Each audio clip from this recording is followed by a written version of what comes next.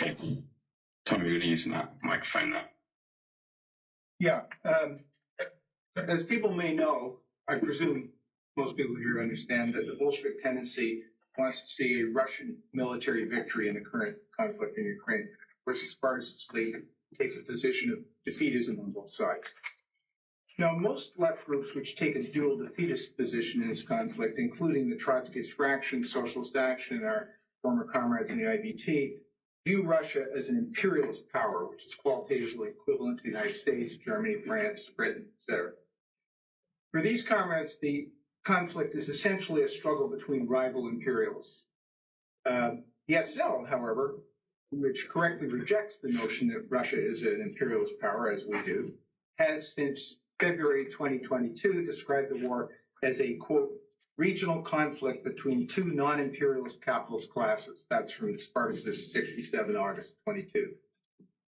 Now, this position contrasts with the SL's analysis from January 2014, when in the midst of the fascist-led Maidan revolution, so-called, Workers' Vanguard commented, quote, the ongoing aim of the Western imperialists is to establish a client state on the border of Russia, and Ukraine would be a big prize, unquote. It is a big prize.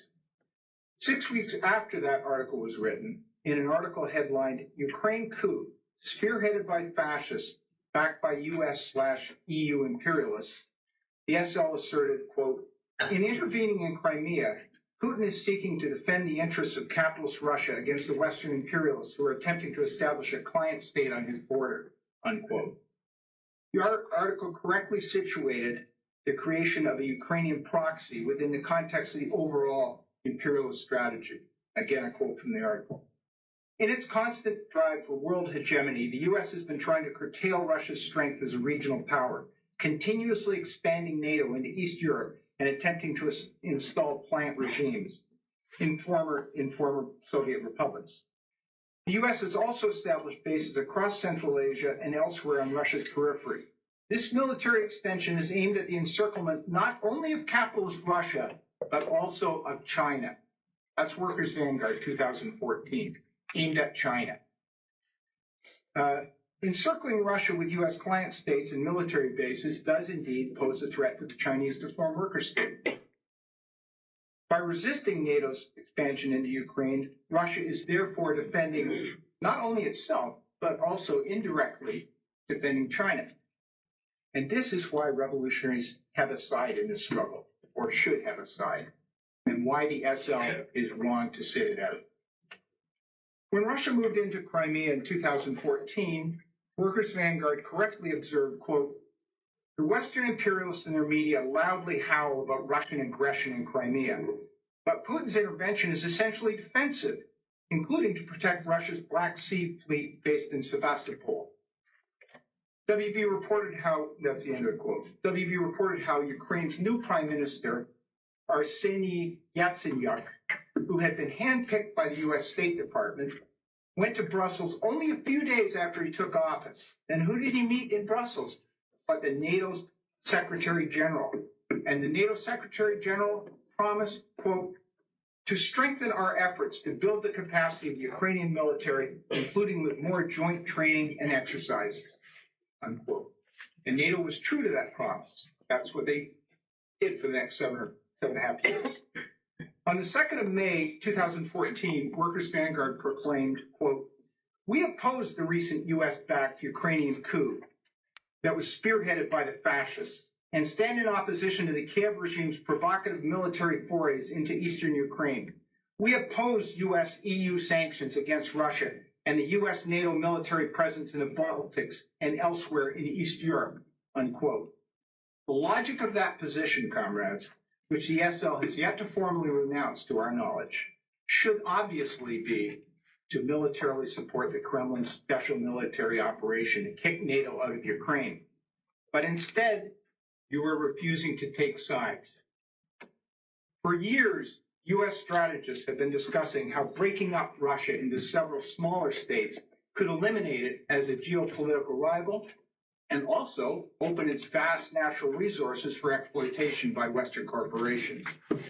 Zbigniew Brzezinski, whom you may recall was Jimmy Carter's national security advisor, And Dick Cheney, who was well known as the defense secretary during the attack on Iraq and and Jimmy Carter's the first Iraq War, the first Gulf War, and subsequently became the vice president under Bush II.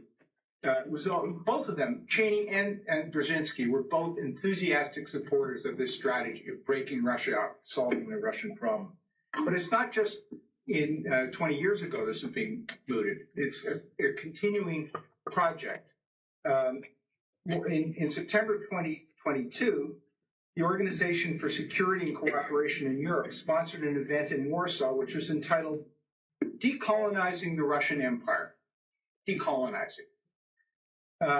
On 23 June this year, the U.S. Commission on Security and Cooperation in Europe, which is a U.S. governmental body, held a congressional briefing, and the briefing was entitled Decolonizing Russia, a Moral and Strategic Imperative. The briefing was pitched as, quote, a long overdue conversation about Russia's interior empire, given Moscow's dominion over many indigenous non-Russian nations and the brutal extent to which the Kremlin has taken to suppressing their national self-expression and self-determination. So that's what they're discussing. Now, articles discussing decolonization and breaking up the Russian Federation have appeared recently, within the last year or two, in a variety of American publications, including The Atlantic, Foreign Policy, The Hill, and Radio Free Europe. Are you comrades of the Spartacist League actually unaware of this long-standing imperialist appetite to carve up Russia? Is this news to you? Can't you see why Russia's rulers would view this as a serious threat and why they would have popular support in Russia for such a view? And why they were therefore motivated to launch their special military operation in Ukraine to counter this project. Putin, of course, we hold no brief for. He is a reactionary Bonapartist. He is a homophobe. He is a great Russian chauvinist, and an enemy of the working class. But this conflict is not about support to or opposition to Putin's regime. It's about preventing Ukraine from becoming a frontline NATO state on Russia's border. Western pundits loudly proclaimed when this conflict broke out that Russia's unprovoked, as they all called it, unprovoked intervention had nothing to do with NATO's expansion, totally unrelated. That Putin was driving, he was going to end up in the English Channel soon after reconquering all the Warsaw Pact. 20 years earlier, of course, many of the same people have been saying that the American intervention in Iraq had nothing to do with seizing oil assets in the Middle East. But on September the 7th, just 2 months ago, Jens Stoltenberg, who's currently the Secretary General of NATO, casually confirmed that NATO expansion had indeed triggered the conflict when he said, quote, that Putin had, quote, wanted us to sign that promise never to enlarge NATO. He wanted us to remove our military infrastructure in all allies that have joined NATO since 1997. We rejected that. So he went to war to prevent NATO, more NATO, close to his borders. That's the NATO General Secretary. His explanation of what triggered the war. We think he's right about that. NATO military installations on Russia's borders vastly increase the risk of a preemptive first strike. As Theodore Postel, who is a very eminent U.S. rocket scientist based at the Massachusetts Institute of Technology, has explained. And that's because Russian satellite surveillance lags considerably behind American and NATO's. So Moscow needs more time to detect and potentially respond in the event of a hostile attack. And having Ukraine as a neutral, non-militarized buffer provides that time. We in the BT defend Russia's right to sever Ukraine's NATO connection as an elementary act of self-defense. And this question is at the core of the current conflict, as even Stoltenberg acknowledges. But ESL has chosen to avoid this. They don't address it, but they should address it, but they can't address it, I believe. Maybe they will. The assertion that this is merely a regional conflict between two dependent capitalist bourgeoisie completely ignores the geostrategic imperatives that are driving NATO's proxy war against Russia. The refusal to take sides in this conflict represents a significant, if unacknowledged, line shift from the SL's earlier recognition that NATO expansion aimed not only at Russia, but also at the Chinese to form worker state. I think that in this case, James Robertson's aphorism about program determining theory helps illuminate the origins of this abrupt programmatic shift, which rationalized sidestepping military support to the Kremlin's attempt to de-NATOize Ukraine. I'm sure we all remember the frenzied bourgeois propaganda in defense of poor little Ukraine in February 2022. The pressure was intense. The ruling class was on the warpath, and capitalist ideologues of every stripe, from right-wing libertarians to radical left liberals, were all hysterically denouncing Russian imperialism. At such moments, it is not easy to stand up and tell the simple truth. The SL did so in 1979, when there was a similarly intense propaganda campaign about Soviet intervention in Afghanistan.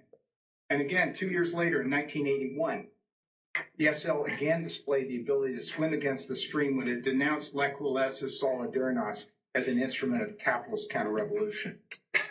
But in 2022, the SL capitulated, and ignoring its previous description of Zelensky's fascist-riddled regime as a NATO proxy, proclaimed, quote, "This is a war between two non-imperialist countries," unquote. Spartacist 57, August 22, page 48. The SL was not the only tendency to shift from denouncing the 2014 Maidan coup, which Victoria Nuland said had cost the U.S. $5 billion to set up, to switch from that stance to one of neither Washington nor Moscow. The Internationalist Group and David North's World Socialist website also flinched in February 2022 when push came to shove. 6 months later, as enthusiasm for NATO's Ukrainian puppet began to wane, the IG walked back its original capitulation and belatedly adopted a Russian defensive position. While we welcome this correction, we criticize the IG's clumsy attempt to attribute their flip-flop to a change in the objective situation. The SL made a parallel criticism, correctly observing that, quote, "Ukraine has been a proxy for the imperialists going back to 2014.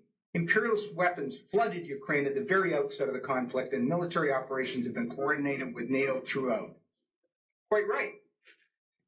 But the fact that Ukraine has been a proxy for the imperialists going back to 2014 is precisely why revolutionaries cannot be neutral in this fight. In the latest Spartacist, you comrades correctly observed, quote, "The essential starting point must be that this is the imperialist system itself, defined today as the U.S.-dominated liberal order, that is responsible for the conflict in Ukraine."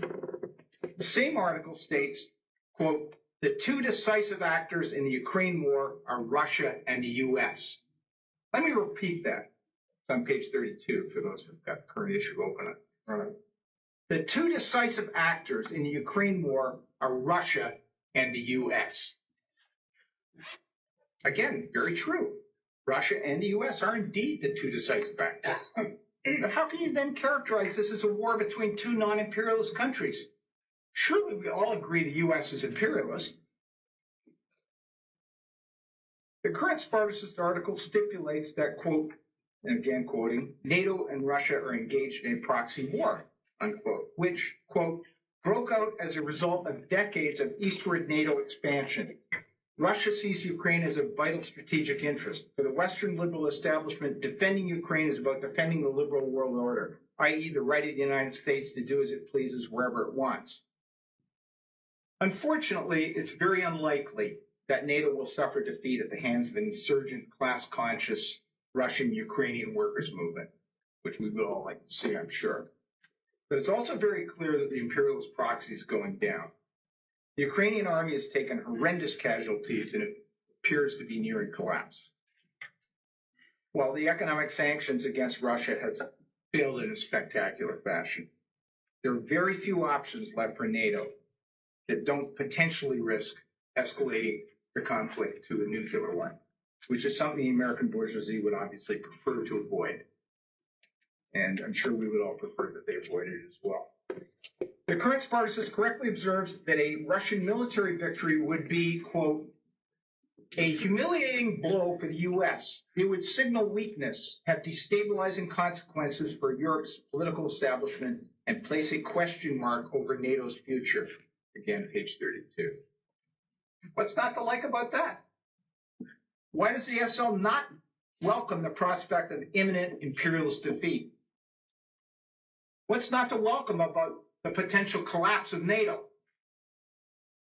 The 7th February 2022, going back a couple of years, WB, discussed Washington's use of its Ukrainian proxy, and it observed, quote, what is criminal is that the U.S. continues to arm and finance Kiev in this proxy war against the East Ukraine insurgents. Echoing one witness during Trump's trial, the Democrats' House impeachment czar, Russophobe Adam Schiff, raved, the United States aids Ukraine and her people so that they can fight Russia over there, and we don't have to fight Russia here, unquote. Adam Schiff, major Democratic politician. Schiff's view is shared by many other leading American politicians. Last August, after he visited Kiev with fellow member of the U.S. Senate Armed Services Committee, Elizabeth Warren, Democratic Senator Richard Blumenthal proclaimed, quote, Ukraine is at the tip of the spear, fighting our fight for independence and freedom. U.S. imperialism's fight for independence and freedom. Ukraine, tip of spear. Blumenthal continued, quote, we're getting our money's worth on our Ukrainian investment. For less than 3% of our nation's military budget, we've enabled Ukraine to degrade Russia's military strength by half, all without a single American servicewoman or man injured or lost. What a bargain for U.S. imperialism.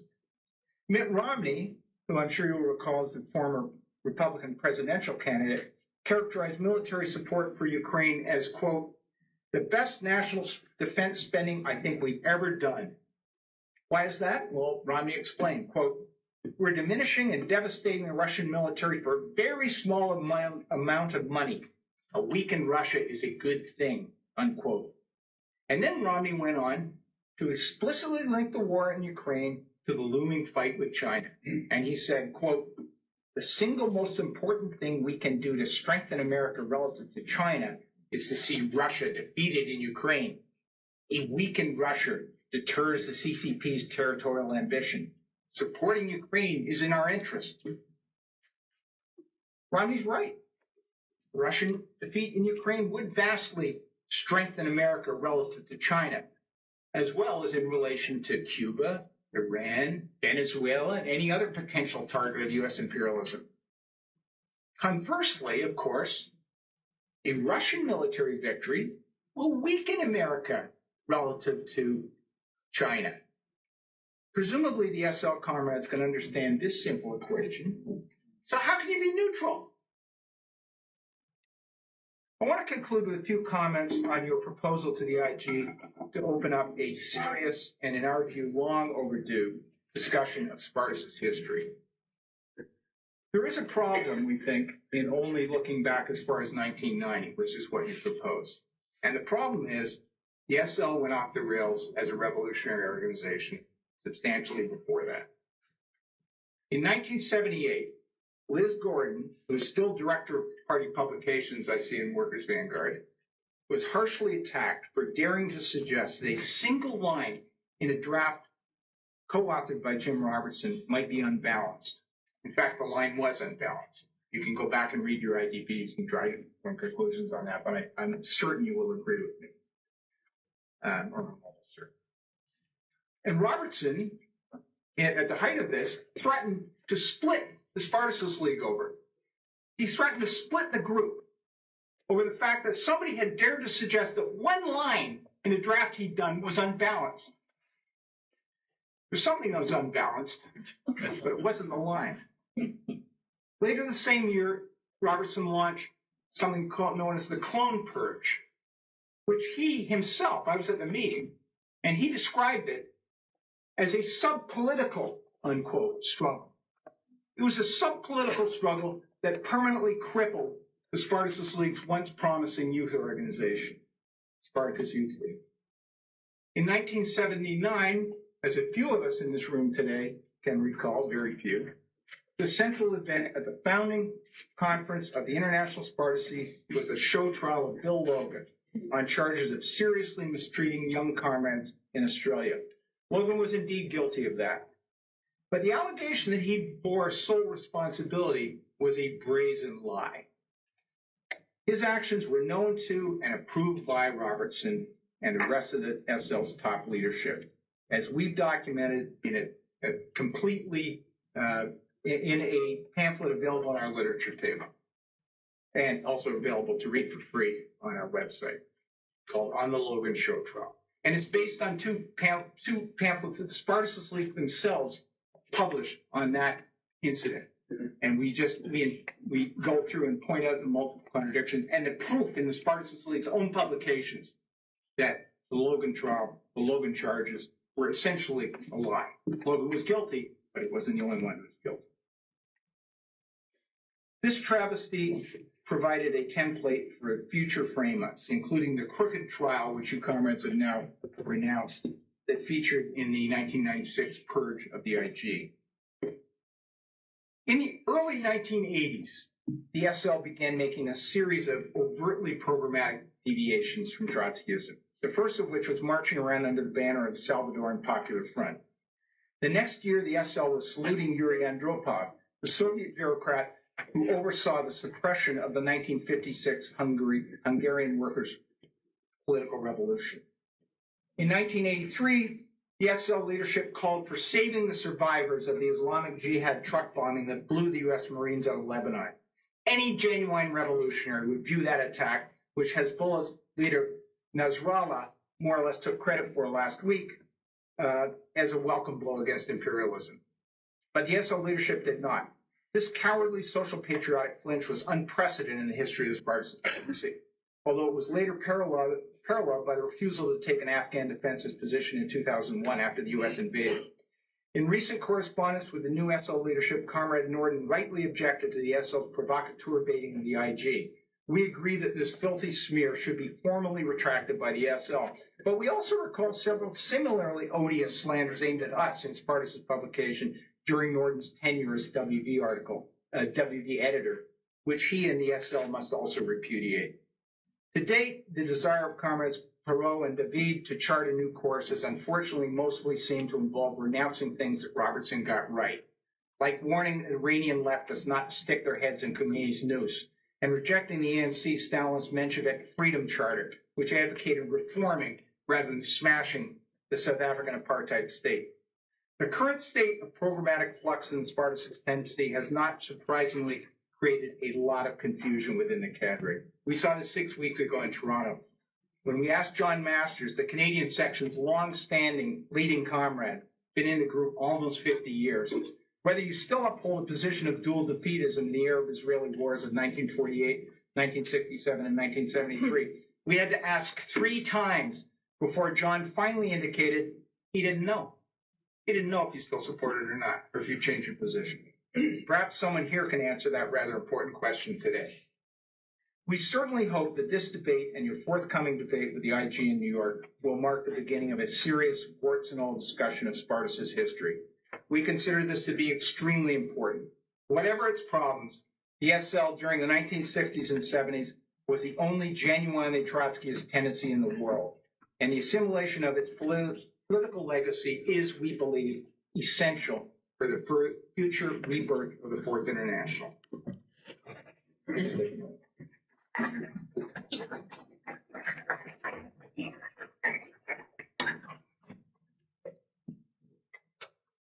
Okay, Vincent, when you're ready.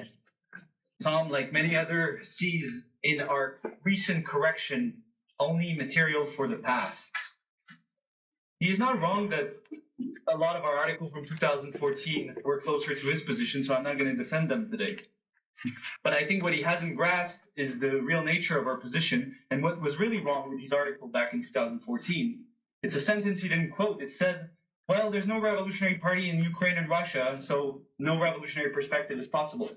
Something you echoed actually in your presentation. So that's what I'll answer.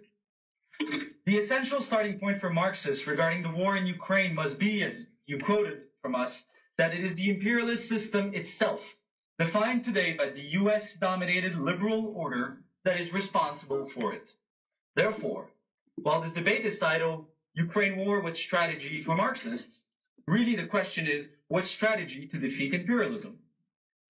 In the Ukraine war, we, the Spartacist League, are not neutral. We call on Ukrainian and Russian workers and soldiers to fraternize, turn their guns against their own ruling class, with the aim of transforming this reactionary war between nations into a civil war against the ruling classes. And in the West, our modest forces have fought for the workers' movement to take action against the imperialist governments, and we have waged a constant struggle against the pro-imperialist leaders of the workers' movement, as well as against the pacifist deceivers, with the aim of building an anti-imperialist and revolutionary leadership of the working class. So for us, the cornerstone of a strategy to defeat imperialism rests entirely on putting forward an independent path of struggle for the proletariat against the imperialists and against all bourgeois forces in order to advance the struggle for working class power. That's what my presentation will be about, and what I think you haven't heard so far. In contrast, the Bolshevik tendency, for them, their strategy to defeat imperialism rests on supporting a victory of the Russian army in Ukraine. So what I will demonstrate in this presentation is that this position is reactionary and a complete obstacle to building a working class and revolutionary opposition to NATO and US imperialism, and I will also demonstrate how the BT's approach to the war completely capitulates to the pro-imperialist leaders of the working class. Let's start with the character of the war. That is, what is it about? The BT's position is based on the fact that since Russia is not imperialist, and since Ukraine is supported by the imperialist powers, they conclude that Russia is waging a just war of national defense against imperialism, and that a defeat for Ukraine would be a defeat for the imperialists. On a superficial level, this could sound logical, except that this entire edifice shatters at the first contact with reality. First, the current war is not about dismembering or balkanizing Russia. Everyone knows that Russia is not fighting for its national sovereignty against an imperialist invasion. This war is not about who will control Russia. It is about who will control Ukraine. On the one side, the Ukrainian government is fighting to keep Ukraine under the boot of NATO, the European Union, and the United States. On the other side, Russia is fighting to bring Ukraine into its own sphere of influence. Therefore, this is a war about which gang of thugs, that of the White House or that of the Kremlin, will exploit and dominate Ukraine. And in the name of fighting imperialism, the BT is simply supporting one gang of thugs against the other. Second, the fact that this war is a proxy war between Russia and the US does not mean that Marxists simply support Russia. The US backs all sorts of regimes throughout the world, and Marxists do not just simply support any of their opponents. Also, the BT blurs the line between a proxy war and an imperialist war against Russia. For the BT, this is a secondary matter, a nuance. But for anyone who thinks, there is obviously a fundamental difference between NATO supplying weapons to Ukraine and NATO bombing Russian cities and invading Russia. To think otherwise is totally disorienting. The day the United States, the UK, and NATO declare war on Russia, it will fundamentally change the character of the war, from a regional conflict over who controls Ukraine to a full-scale imperialist war to crush Russia. And believe me, when this happens, it will not be necessary to look through panels on decolonizing Russia and that kind of stuff. It would be very obvious to everyone. Thirdly, what appears like a strong argument of the BT is when they say that a defeat of Ukraine would be a blow to the imperialists. And since revolutionaries are for blows against imperialism, we must support Russia. This is a method which consists in putting a plus where the Foreign Office puts a minus. The advantage with this method is that you don't need to think to actually use it. The disadvantage, however, is that it has nothing to do with the living reality of the class struggle, therefore nothing to do with Marxism. It is simply not true that any blow whatsoever to the imperialists automatically advances the interests of the working class. In contrast, here is how Marxists must approach the question. The defining feature of our epoch and the context in which the Ukraine war takes place is the decline of US hegemony. A growing number of forces are seeking to take advantage of this decline. So the entire question for Marxists, the entire question of our epoch, is whether this decline will happen through a spiral of crises, reaction, and wars, just like what we're starting to see, or will this decline further the interest of the working class, that is, advance the cause of socialism? But this latter option is not a given. It requires the mobilization of the proletariat as an independent fighting force, armed with a revolutionary leadership. That is what the simplistic method and geopolitical facts of the BT disappears. The Marxist program is based not on blindly supporting blows to imperialism, but on the understanding that the only way to deal a decisive and progressive blow to imperialism is through workers' revolution. Therefore, a Marxist approach to the Ukraine war and a Marxist strategy against imperialism must be based on furthering the class struggle, on strengthening the unity of the international proletariat, and on advancing the struggle for socialist revolution. But all of this is completely alien to the BT. We haven't heard the word revolution so far. Because the BT strategy to combat imperialism relies not on the revolutionary struggle of the working class, but on Russia winning in Ukraine. To better understand how this position is completely anti-Marxist and frankly chauvinist, one simply has to think about what does supporting Russia mean in the real world. This is something the articles or the presentation today of the BT, which have a lot of theoretical abstractions and quote, and which barely mention the working class, they never spell it out. So let me do it for them. According to the BT's position, the task of Ukrainian workers is to support the Russian army and do everything to facilitate the invasion of their own country. In other words, Ukrainian workers are supposed to welcome their own national oppression at the hands of the Russian oligarchs. The national oppression of Ukraine is in no way in the interests of the international working class. Ukrainian workers will never accept this position, and this position only contributes to discrediting communism in Ukraine and pushes workers into the arms of Zelensky, the wretched Ukrainian nationalists, and the imperialist powers. So what about Russian workers? The BT's position tells them that they must support the war effort of the Russian government. This means that the BT denounces the most class-conscious workers in Russia who want to oppose the war and the predatory aims of the Russian oligarchs. And indeed, when workers in Belarus refuse to move arms shipments, the BT denounced this. Furthermore, according to the BT's line, communists should attack Putin for not having committed enough resources to the invasion of Ukraine. This totally aligns the BT with Russian nationalists who believe that Ukraine is Russia or that Ukraine does not even exist. And the BT's position echoes this. So one of their key arguments, which you quoted, is that revolutionaries recognize that Russia's right to self-defense includes the right to severe Ukraine's NATO connection. So for the BT, Russia has not only a right to invade its neighbor, but the conquest of Ukraine is a progressive cause. This is simply great Russian chauvinism and means educating Russian workers in this spirit. So it is when you leave the sphere of abstraction in geopolitics and actually try to apply to living reality the thinking of the BT that one can fully realize its completely reactionary implication.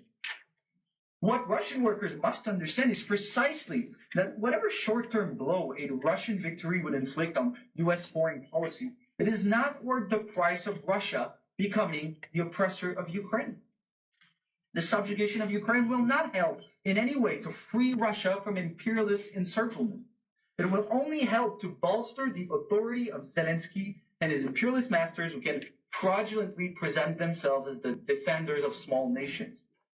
And more broadly, it only fuels nationalist poison in the entire region, further binding workers to their exploiters, be they Russian, Ukrainian, Polish, Lithuanian, etc., thus creating new obstacles to the unity of the working class and to workers' revolution.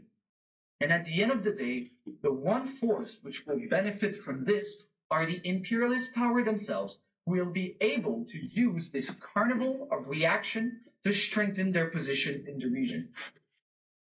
The way to deal a decisive blow against imperialism in Eastern Europe is through building a common revolutionary front of Ukrainian and Russian workers against their common enemy, the imperialists, and against their respective capitalist classes. If Ukrainian workers defend Russian minorities, fraternize with Russian conscripts, and oppose NATO and the US, this will deliver a much greater blow to the Russian capitalists than any of Zelensky's counter-offensive. If Russian workers take a stand against the oligarchs' war, against Russian chauvinism, and seek revolutionary unity with the Ukrainian workers, this will deliver a much greater blow to NATO and the imperialists than any Russian counter-offensive. That is the communist strategy to defeat imperialism. That is the orientation we are pursuing. And I think if you think in these terms, it becomes obvious how the BT's position is a total obstacle to the unity of the working class and to any revolutionary perspective. Now, there is another argument used by the BT, which is that a Russian victory would help to defend China, the deformed worker states, and neo-colonies against imperialism. I think you called it like a basic understanding. I would call this actually a basic revision of Trotskyism. Trotsky taught us that the only way to defend worker states like China is by fighting for workers' revolution to overthrow imperialism and for political revolution to overthrow the Stalinist bureaucracy. That is the only way to weaken imperialism and strengthen the position of the proletariat internationally.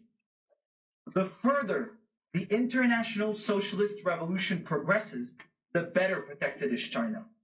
The weaker the international proletariat is, the more it is subordinated to its exploiters, the more vulnerable is China. This is the simple truth which was repudiated by Stalin and the doctrine of socialism in one country. And the position, the basic understanding of the BT is actually cut out of the same cloth. As we have seen, support to Russia divides and weakens the proletariat in Eastern Europe and beyond, creating new obstacles to workers' revolution.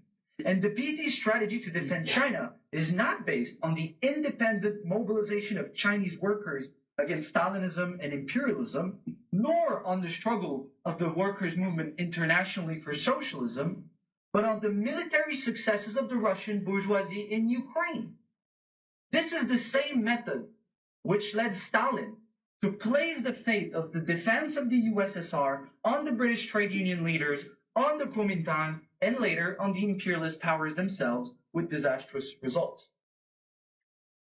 In the last analysis, the method of the BT is much closer to the advocates of the multipolar world who promote the BRICS, Xi Jinping, and Putin as anti-imperialist forces. The BT might say they oppose Putin or Xi, but just like the advocates of the BRICS alliance, they do not view the struggle against imperialism from the standpoint of an independent proletarian road of struggle. And without this crucial element, whatever criticism of Putin you have, you end up as a left critic of him in a typical Pabloite manner. Now, I want to bring the debate here to Britain. Since the beginning of the Ukraine war, the leadership of the working class, from the Labour Party to the trade unions, has played a key role in lining up the workers' movement behind the interests of British imperialism. The same has been happening in Germany, France, the United States. There can be no talk of a Marxist strategy in the Ukraine war or in any war like in Palestine today without a ruthless struggle against the pro-imperialist leaders of the workers' movement, what Lenin called the social chauvinists, as well as against the pacifist deceivers and those leftists who maintain unity with the social chauvinists, what Lenin called the opportunists and the centrists. And it is in this field even more per se than Ukraine, that the political bankruptcy of the Bolshevik tendency becomes even more evident. Since the outbreak of the war, the BT has not published a single article attacking the leaders of the working class in Britain for their support to British imperialism.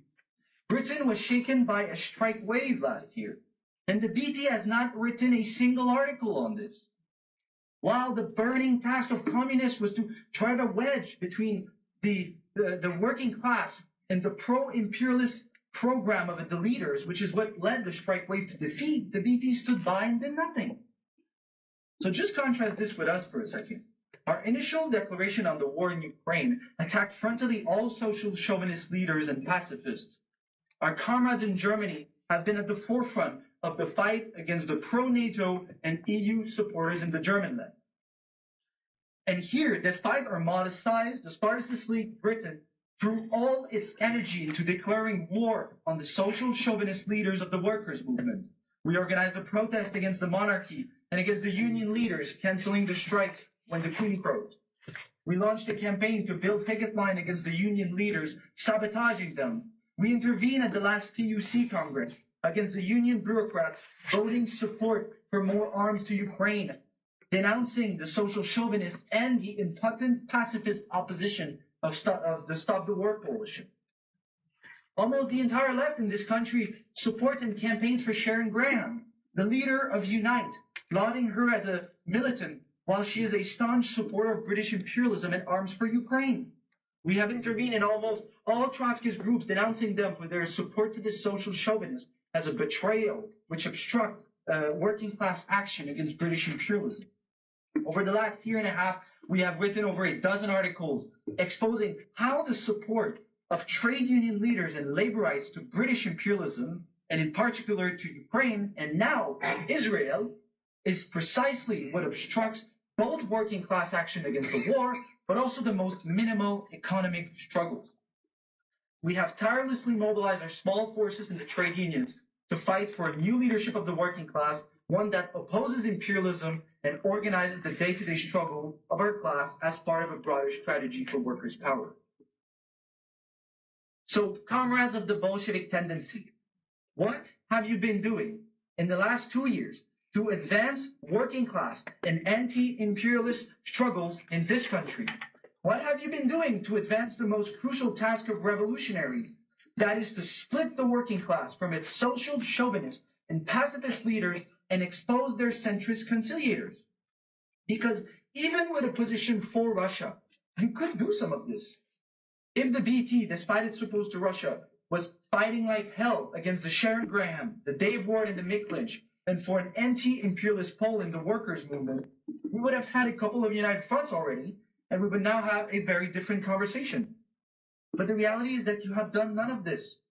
And in this way, you are not so different than all other groups in this country who claim to be for communism, against NATO, against imperialism, for or against Ukraine, but who all agree on one thing: unity with the social chauvinist and pro-imperialist leaders of the working class. To wage war on such unity is the utmost duty of revolutionaries. That is what Lenin hammered throughout World War I. You say that the Ukraine war was a litmus test for Trotskyists? That is the litmus test. That is what the Spartacist League is doing, and that is what the BT refuses to do. And the other reality, come full circle, is that your position for a victory to Russia completely undermines this struggle, even if you were to engage in it, for the simple reason that your position means supporting the Russian ruling class's subjugation of Ukraine. And any class-conscious worker who wants to fight British imperialism also understands that Russia's war is not progressive and wants to have nothing to do with it, and rightly so. That is the other way in which your position divides the international working class. Lastly, and I will conclude on this, while the BT capitulates to Russian nationalism, I do not believe this is the motivation behind your support to Russia.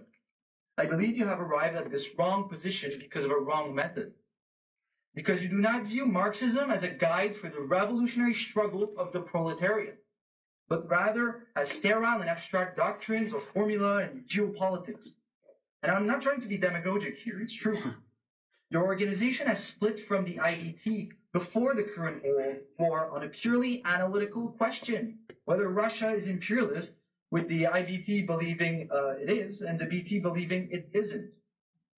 You have thus revealed in this way to the entire world that for you, the condition for unity or split in the communist movement was agreement over an analytical description, not over what to fight for, what to do. And your articles on the war in Ukraine follow this method. They are constructed as a succession of quotes from multiple geopolitical source or socialist group in which you comment on the analysis, right or wrong, and then you observe the left's refusal to side with Russia. For you, the analysis is decisive. It generates the program. But for Marxists, and funny enough you mentioned this, the program, that is, what do you fight for now, drives the analysis. And indeed, in all your articles, never do you make the case as to why and how your position advances the struggle of the working class for its emancipation. But you see, comrades, that's the entire purpose of Marxism, to offer an independent path of struggle for the proletariat. And today there is a new war raging in Palestine. And we can talk about 1948, but here's the thing. You have not written a thing on the war now. You have instead posted a couple of pictures of you at demonstration carrying slogans, correcting themselves, but that are totally acceptable to any left liberal, Palestinian nationalist, or social democrat who read and take part in these marches. This is not serious. You have to guide the struggle against the current illusion. Down with Zionist terror doesn't combat anything in these marches. Marxism is a guide to struggle, not for readers' circles comparing analyses.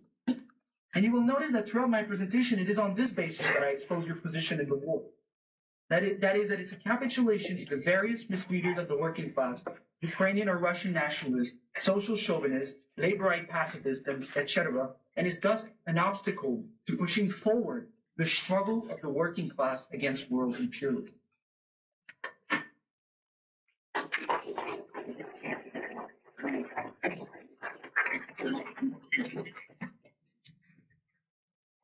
Okay, well, life must be different in Britain than it is in Canada, because I can tell you that in Canada, every liberal isn't in favor for a binational secular socialist state in Palestine, Israel, which is one of the slogans which Cameron might not be aware of, and we have various others that I don't think are embraced by liberals in general.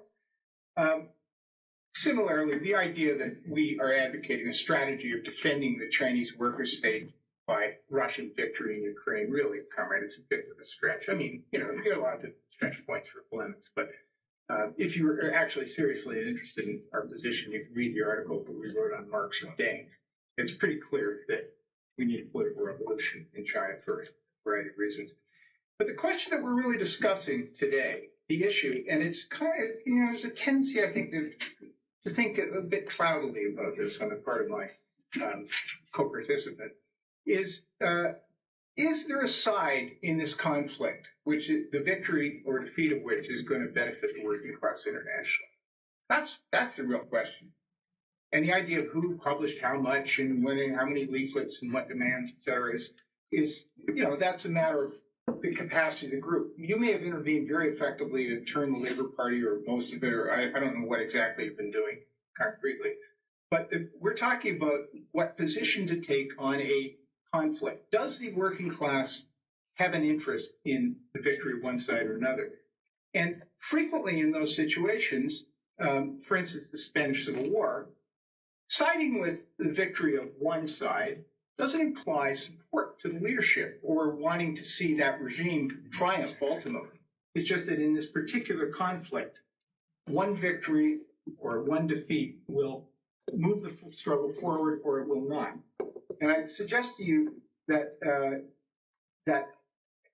a victory, and you in fact in your own literature have suggested that a Russian victory will be a defeat for the imperialists, will disorient them, and may shatter NATO. I think you're right. I think that would be a good thing. Regardless of who hands out how many leaflets at which labor conference. And that's how Marxists have to look at it. I mean, you see this as abstractly flying over, but we need an overall orientation to global politics and to what's going on to address concretely the circumstances and our ability to address and how much, what our capacity is to intervene in particular instances is one issue. But the fundamental issue is, what is the basic line? What's the basic orientation? And the responsibility of Marxist leadership is to provide and equip the working class with an understanding of objective reality, which allows it to then correctly orient to, do we have a side in World War II? Well, Hitler's bad, should we, or not? And this is a similar case. The workers do objectively have an interest. Now, the comrade of Russia's aside, oh, well, we don't care about what studies are underway about decolonization. You may not care about it, but this is how imperialists operate. They're doing contingency plans for taking down Russia, and they're saying explicitly and repeatedly, as I indicated, well, empirical quotes, we don't care about that. You should care about it. They're outlining their strategy. Step one is to weaken Russia. Step two is to break Russia up into small pieces and appropriate all its wealth. Step three is to take down this Chinese deformed worker state, which is a real problem for global imperialism. This project is not going well. They are losing. That's good. And the working class should understand that that's good. Okay, so I've got a few questions for you. If Russia and the U.S. are indeed the two decisive actors, how can you possibly characterize this as a war between two imperialist countries? You don't take seriously what you wrote in 2014. Two non-imperialist countries. John Masters, Arab-Israeli wars of 48, 67, 73. You don't care about 48. You're more interested in what's going on in Gaza right now. But what is your position? That was a critical, central issue in global politics for the whole entire 20th century. And it distinguished the Spartacist League from every Pabloid and neo-Pabloid Heleite who believed in the Arab Revolution, the unfolding Arab bourgeoisies would substitute for the working class. The Spartacist League said, no, we were right about that. Do you still stand on that, or do you know? I mean, John Masters doesn't know. Maybe if you don't know, then maybe the question's up for discussion. We can have another debate about that later. Thanks, Tom. That's all the time we've got. China, quickly on China. I know you write in your paper that you're for political revolution and all that stuff. I'm not deforming. You maintain these formal orthodox position, but your only perspective right now, concretely, how to fight to defend China, is limited to a Russian victory in Ukraine. That is the only concrete perspective as to how to fight for this. You would still have the ceremonial, we're for political revolution, but actually, and that article that you mentioned doesn't have also like a perspective of how to mobilize the proletariat in China against the Stalinists and in the imperialist countries, against counter-revolution. There's no such a proletarian road. It's like a theoretical like expose on like this book, but it like on the lockdowns, on Xi Jinping. That's this kind of perspective that's not in the article you mentioned. Okay, so you say, okay, let's bring down to the real question. A side. Is there a side that will benefit the working class? You mentioned Spain. This is not a Marxist approach to things. The Marxist approach is, how do we advance revolution out of this perspective? Trotsky's approach in Spain was not, well, we're for the Republican government, so that will be good if it wins. Trotsky's writing in the Spanish Revolution is always to use the situation. How can we push forward revolution? And at that particular juncture, it required a military side with the Republicans in order to overthrow the Republicans and the bourgeois Republicans. Now, it's not that I don't care about geopolitics, but you don't use geopolitics to advance a perspective for revolution. That's the thing. You look at the geopolitics. Oh, the U.S. have a discussion saying they want to destroy Russia. Oh, we must defend Russia. But there's a difference between what the imperialists have in their mind, what they would wish, what is going on the ground. And you have not addressed how a position for Russia disunites the working class in Eastern Europe, pits them against each other, builds new obstacles to revolution. And that's the central thing, That's the point. Well, to say no, I hope other debaters will explain to me how a position for the victory of Russia will further the revolutionary unity and struggle of workers in Eastern Europe or here. And now just quickly on here, the point is not how many leaflet. The point, I said, there can be no talk of a strategy against imperialism without a struggle against social chauvinism. I'm sure you're familiar with Lenin and all his writing during the war. That is the utmost duty of revolutionary, to denounce and expose the leadership of the working class who supports imperialism, pits the bases of the trade union against that leadership. That's completely alien to anything you're pushing, whether in Britain or in Canada. Honestly, I don't care. We can talk of any country, but certainly that's in alien to your entire perspective. But you can't claim to be a revolutionary if you don't fight to advance the struggle of workers against their current misleaders, which is what your position doesn't do in Ukraine, in Russia, in Britain, anywhere. And you haven't spoken about it. Israel-Arab War, quickly. We have written an entire article repudiating the entire approach of the Spartacists since its founding, and we are studying the position at the moment, and we are having discussion over the history of Israel and Palestine. That's the answer. But however, one thing I would say though is that the position you're referring is from an article called "The Birth of the Zionist State." That article doesn't say a pipe in defense of Palestinians. That article supports the borders of 1949 and the imperialist treaty that imposed them. So, I don't want to have necessarily the debate on all of this, and we can talk about Palestine, and I'd like to hear from Russia. But you know what? That's what that article, you say, do you defend that? That's what it says, So no, we don't defend that article.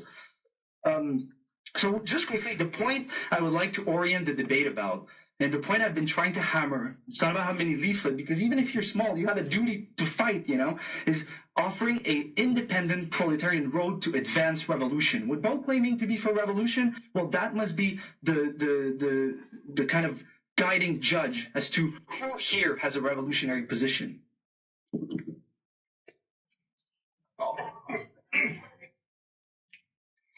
Vincent, you mentioned that this debate is taking place in a wider context of what strategy for Marxists in opposing imperialism. And I think that's generally true. And obviously, we've chosen to be at this debate rather than another manifestation of that happening out on the streets of London now, where we would presumably all have been on the demo about the Zionist Israeli state's genocidal attack on Gaza. As part of that, there are other attacks on imperialist forces happening across the region. I presume people here are aware of the attacks on US bases in Syria and Iraq, for instance. And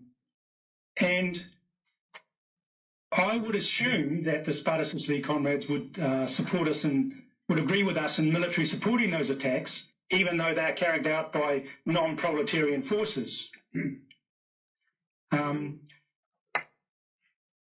For us, revolutionary Marxists are for the kicking out of imperialist military forces out of the neo-colonies by any means necessary, with no conditions, immediately, unconditional. Now, I hope that the Spartacist League would agree with us that they would militarily support those attacks on US bases.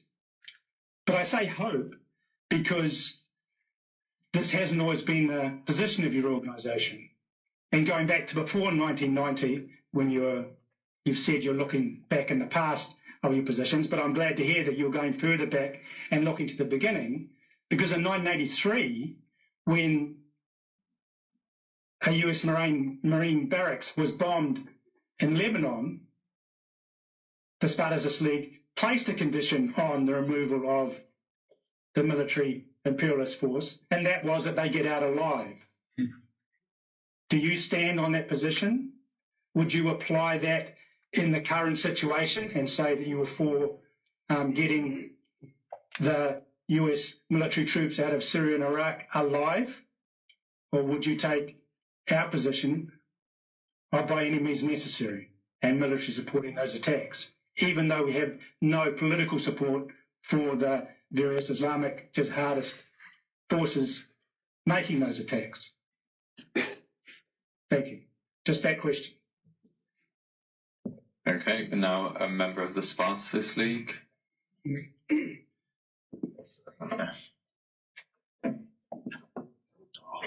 Oh, it's fine. Okay, I want to take up two questions that the speaker from the Bolshevik Tendency raised. One is you've referred a lot to the intention of the U.S. rulers to dismember and break up Russia. There's a difference between their intentions and what they are actually doing. I don't dispute that Brzezinski and the likes would like to dismember Russia or that the US want regime change in Russia, but that's not currently what they're doing. If they were doing it, we would all know, because they would be bombing Moscow and St. Petersburg back to smithereens, and that's not what's happening right now. If that was happening, that would indeed change the nature of the conflict, and we would have a different position. So you have to look at what is actually happening. I want to address also the question of how do you sever, you mentioned that you think Russia's attack on Ukraine is defensible because they're seeking to sever Ukraine's connection to NATO. So the question is, we all agree that we need to sever any connections to NATO. The question is, what is the agency? How do we do it? By invading Ukraine, what Russia guarantees is that every Ukrainian worker is actually going to want to fight to the death to be with the imperialists against Russia. It's going to reinforce this stranglehold of imperialism over the workers of Ukraine. What is it going to do for workers of Russia? For workers of Russia, it's going to consolidate them behind the aims of their own government, behind the appetites of their oligarchs, and it's going to go against any kind of appetite to fight those oligarchs in Russia. What does it do? It doesn't do anything to advance the struggle of imperialism in the Western countries either. And that's my last point, is your presentation was glaring in the total absence of any kind of perspective for the working class in the imperialist countries to do anything to fight against their own imperialism. Your only agency is in the Kremlin. I'm not saying you support Putin, but your only agency, the only way you can envisage an outcome to this war, a progressive outcome to this war, is by a military victory of the Russian forces. And you said yourself in your presentation that you didn't think that a united working class struggle on the part of Ukrainian Russian workers was on the cards. So you're looking for something else. Got 30 seconds. Okay. Last point. You say you're for Russia. You would agree with us that it is the duty of revolutionaries to fight for a split with the social chauvinists in the workers' movement. Even with a position for a Russian victory, you could fight alongside with us in the workers' movement in Britain against all those social chauvinists who are fading the likes of Sharon Graham, putting these people on their platforms, covering up their crimes. You could do that with a position for the victory of Russia. Thank you. But you haven't done it. That's all. For the first non-supporter of either side, I'm going to use my privilege to recognise myself. Sorry, everybody else. And there's plenty of time. And just raise a few questions. So let me time myself, to be fair. Two kind of interesting points that either side raised and that kind of seem to be stuck in a conflict. Tom asked at one point for going back to a deeper history of Spartacism and reinvestigating older problems in that tendency, not just to 1990. And Vincent kind of responded that he was saying not to be stuck in the past, but what's our orientation now? On the other hand, Vincent asked for a strategy that's actually oriented towards Ukrainian and Russian workers and towards revolution that would presumably be led by Ukrainian Russian workers in those countries. And Tom, you made a comment, maybe you can kind of clarify this, that in reality there isn't a prospect for organizing Ukrainian workers or Russian workers necessarily in the present. So maybe you could kind of expand on that. And Vincent raised this issue of method, and Tom again raised this issue of what the reality is. And this kind of conflict between method and reality seems to point back to earlier splits in the history of Marxism, not just within Trotskyism, but going back to the Third International and even the Second International with the revisionist dispute. So, speaking for myself, I can't discount the idea that actually there's no strategy for Marxists with respect to Russia and Ukraine. Because if we think about the point Vincent's raised, that it would need to be oriented towards organizing the working class independently, and Tom's point that there doesn't seem to be prospects for doing that, then I think we need to ask ourselves, is this really the litmus test, or are there in fact deeper problems? Now, just to raise one of these problems, I think it would be interesting if we could all consider why it is that Trotskyism, in various strands, but particularly Orthodox Trotskyism, has failed to provide the revolutionary leadership or to build the revolutionary parties oriented towards world socialist revolution, which it has claimed as its goal, not just in the past 30 years, right, since disorientation following the collapse of the Soviet Union, but really for the past 80 years or more, right? It hasn't happened yet. And to the extent that we're stuck in this kind of conflict between method and reality, in which both sides, I think, seem to be right, then we need to raise how we address that deeper historical question. Is it, for example, that we're now fighting for leadership of the working class, as in the time of the Fourth International, or are we looking for splits and regroupments, as in the time of the New Left? So are these questions still relevant now? I've run out of time. I will now recognize a supporter of the BT. Yes, Happy at the front.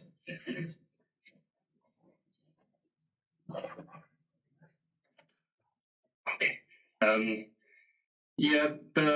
I think the SL get it wrong when they say, oh, because the Ukrainian military is losing at the moment, that is indication that this is not about really NATO involvement at all. This is, Ukraine fighting Russia, rather than recognizing it as a first step to break up Russia. Brzezinski didn't explicitly link NATO eastward expansion to the breaking up of Russia. And it's reflected in the current situation. NATO doesn't want to go to direct war with Russia because that would lead to immediate nuclear holocaust. So the American rulers, the German rulers as well, think it's much wiser to use the Ukrainians. We don't really care about them. It's a good investment for us. And that bears out even in terms of weaponry delivered. In November last year, the German government announced that due to the amount of ammunition they had delivered to the Ukrainians, the German army, if it had to fight a conventional war, would last for 2 weeks. Similar voices came out of the British government. And Stoltenberg said in November last year, by June or so, we'll be running out of artillery shells. So clearly, NATO is throwing everything they have, including target intelligence, with which they try to attack Russia, including, well, that's an interesting question now. Is Crimea part of Russia or not? We believe it is. We believe that the people in Crimea have the right to self-determine where to go. But the Ukrainian government wants to reoccupy it against the will of the local population, just like the population in the Donbass, by the way. Are these not Ukrainians, according to your method? Hasn't imperialism used Galician nationalism, Western Ukrainian nationalism, to whip up hatred rather than sort of believing that Ukraine is this unified national state, which it's currently portrayed? It doesn't, 90 seconds.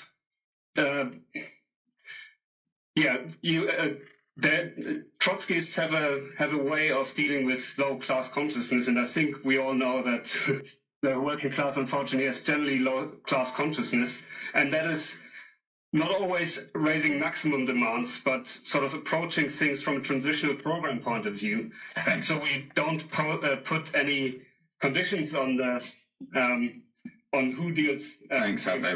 We'll wrap it up there. Now I recognise the supporter of the Spartacist League. Is that correct, Vincent? Yes. Yeah. Yeah. Sorry.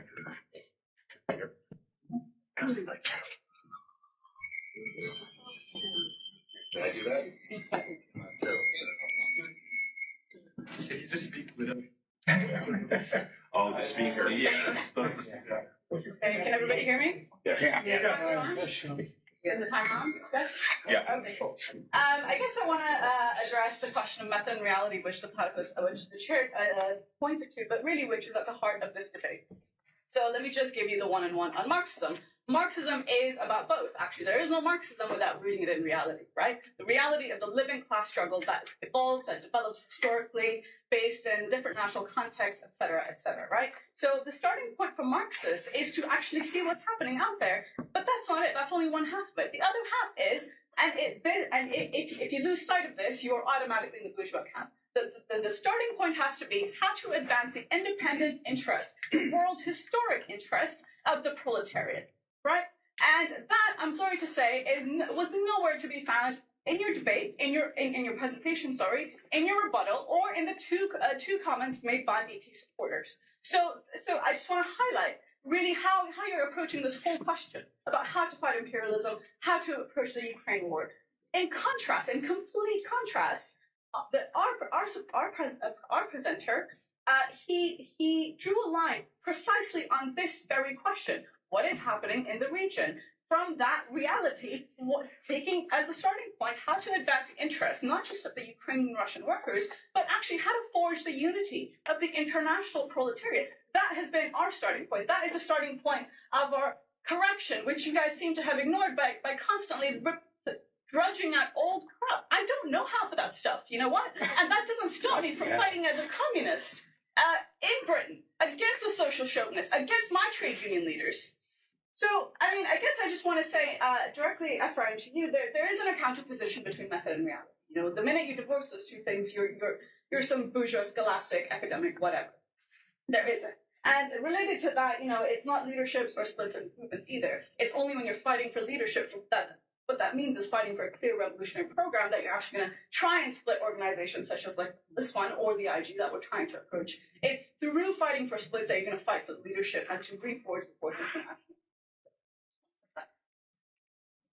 Okay, thank you. Now we're going to recognize a person of neither side, which will be the lady there. Yes. Okay, you're right to shout. Yes, I'm fine, thank you. I'm Barbara. I'm from the International Bolshevik Tendency. Vincent made a rather odd comment earlier, which is also repeated in the latest Spartacist. He said the imperialist system is defined by the US-dominated liberal order. I mean, yes, the US is the most powerful imperialist nation on the planet, but imperialism is not defined by this. Imperialism is defined by competition between the most powerful states on the planet for resources, sphere of influence, etc., etc. And that brings us to the Ukraine conflict, which can only be understood in the context of the inter-imperialist rivalries that have been building and building up in the world since the fall of the Soviet Union. And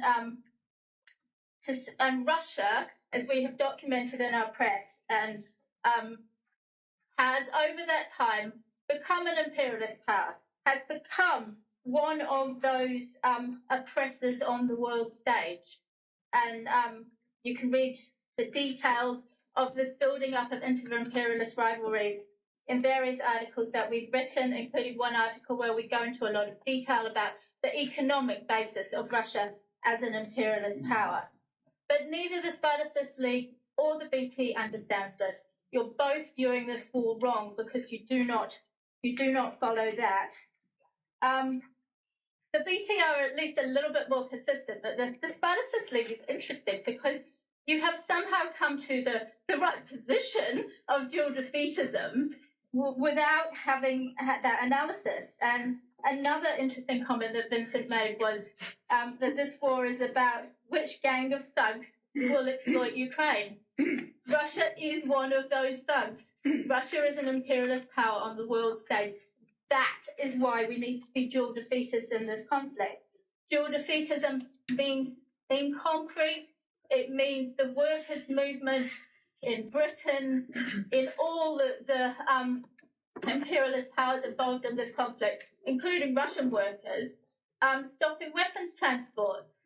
That is how the working class, the workers' movement can get involved here and fight for dual defeatism. That's what it means.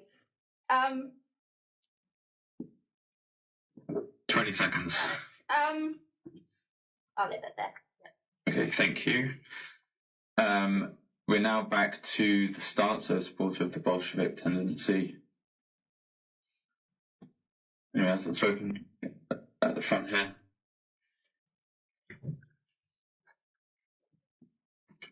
Hi, I guess 10 years ago, when you read an issue of Spartacist, you got a pretty good idea of what their line is, what they were thinking. Sometimes you agreed, sometimes you disagreed. These days, if you read an issue of Spartacist, it's kind of difficult to work out what they're thinking. And I think that's true for both the readership as well as the membership. I want to give you an example of this, so we're concrete. This is from the latest issue of Spartacist, where you say, the defeat of Ukraine by Russia would be a humiliating blow for the US. It would signal weakness, have destabilizing consequences for Europe's political establishment, and place a question mark over NATO's future. We heard that quote before. It seems clear what you're saying, except literally 2 paragraphs later, you say, Russian workers must understand that the victory of their own government would not deal a fundamental blow to imperialism. Which one is it? It is a blow to imperialism, or it is not a blow to imperialism? Or maybe the blow isn't a blow. Who knows? You just can't work it out these days anymore. Perhaps you can explain if the blow to imperialism is a blow or not. I'm kind of struggling. Okay.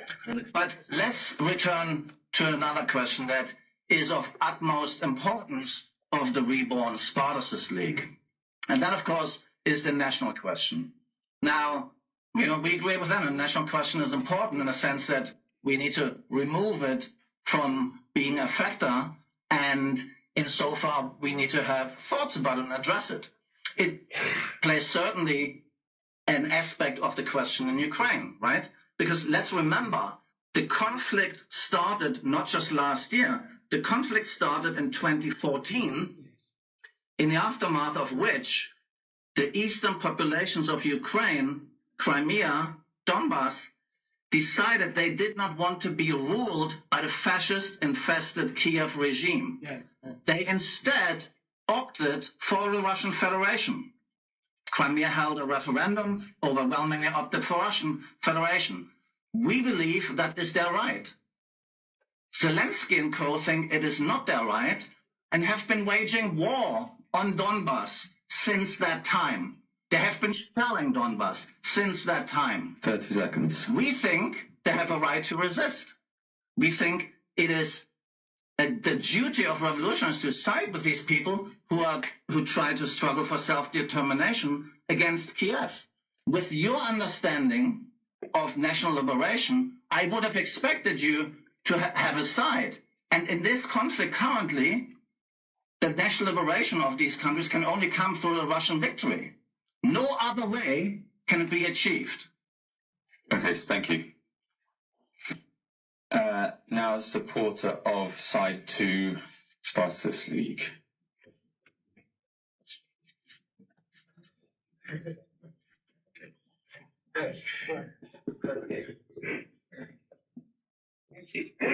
You have to speak up. Yeah, the problem is the speaker will bring feedback.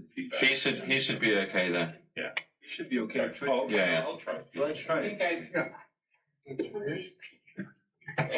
Yeah, I'll just.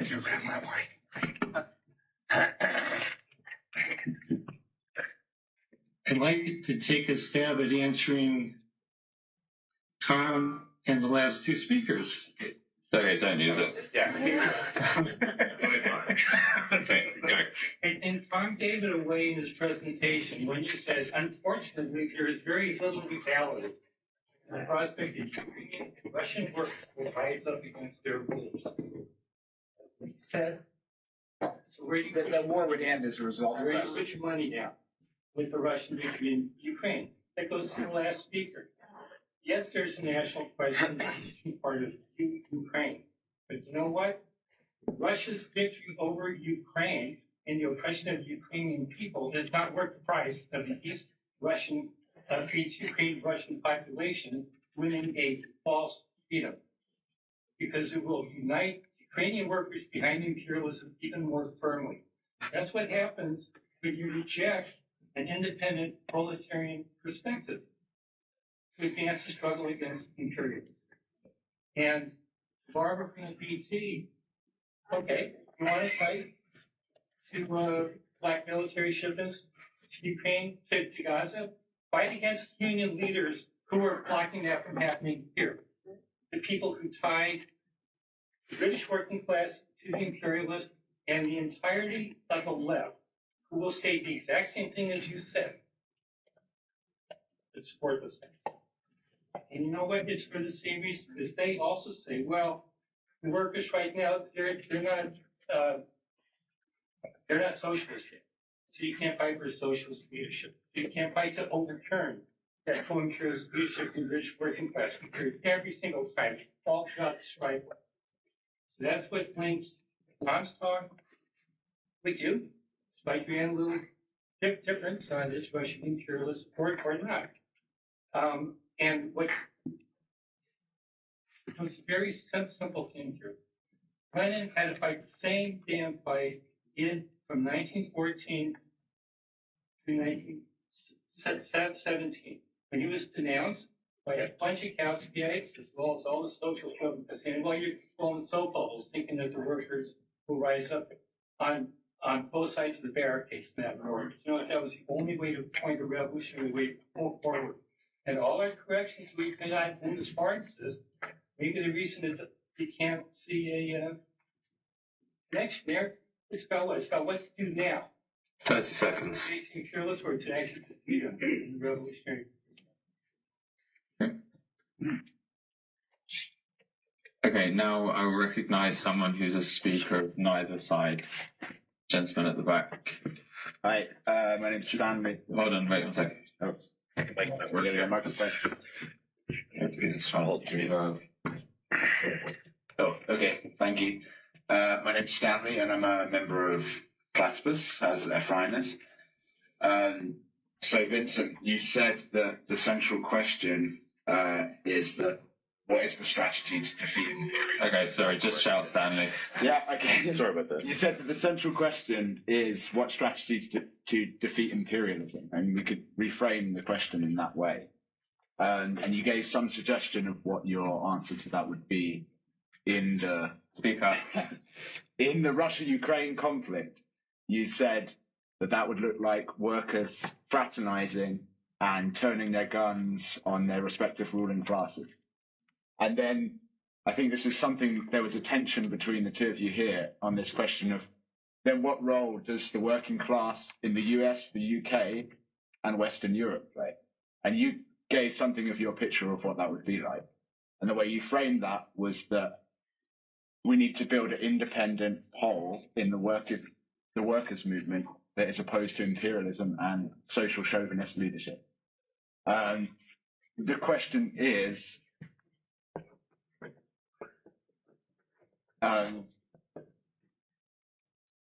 it seems like there's a danger there of anti-imperialism becoming they're becoming a kind of anti-imperialist pressure group within capitalist politics. And the question is,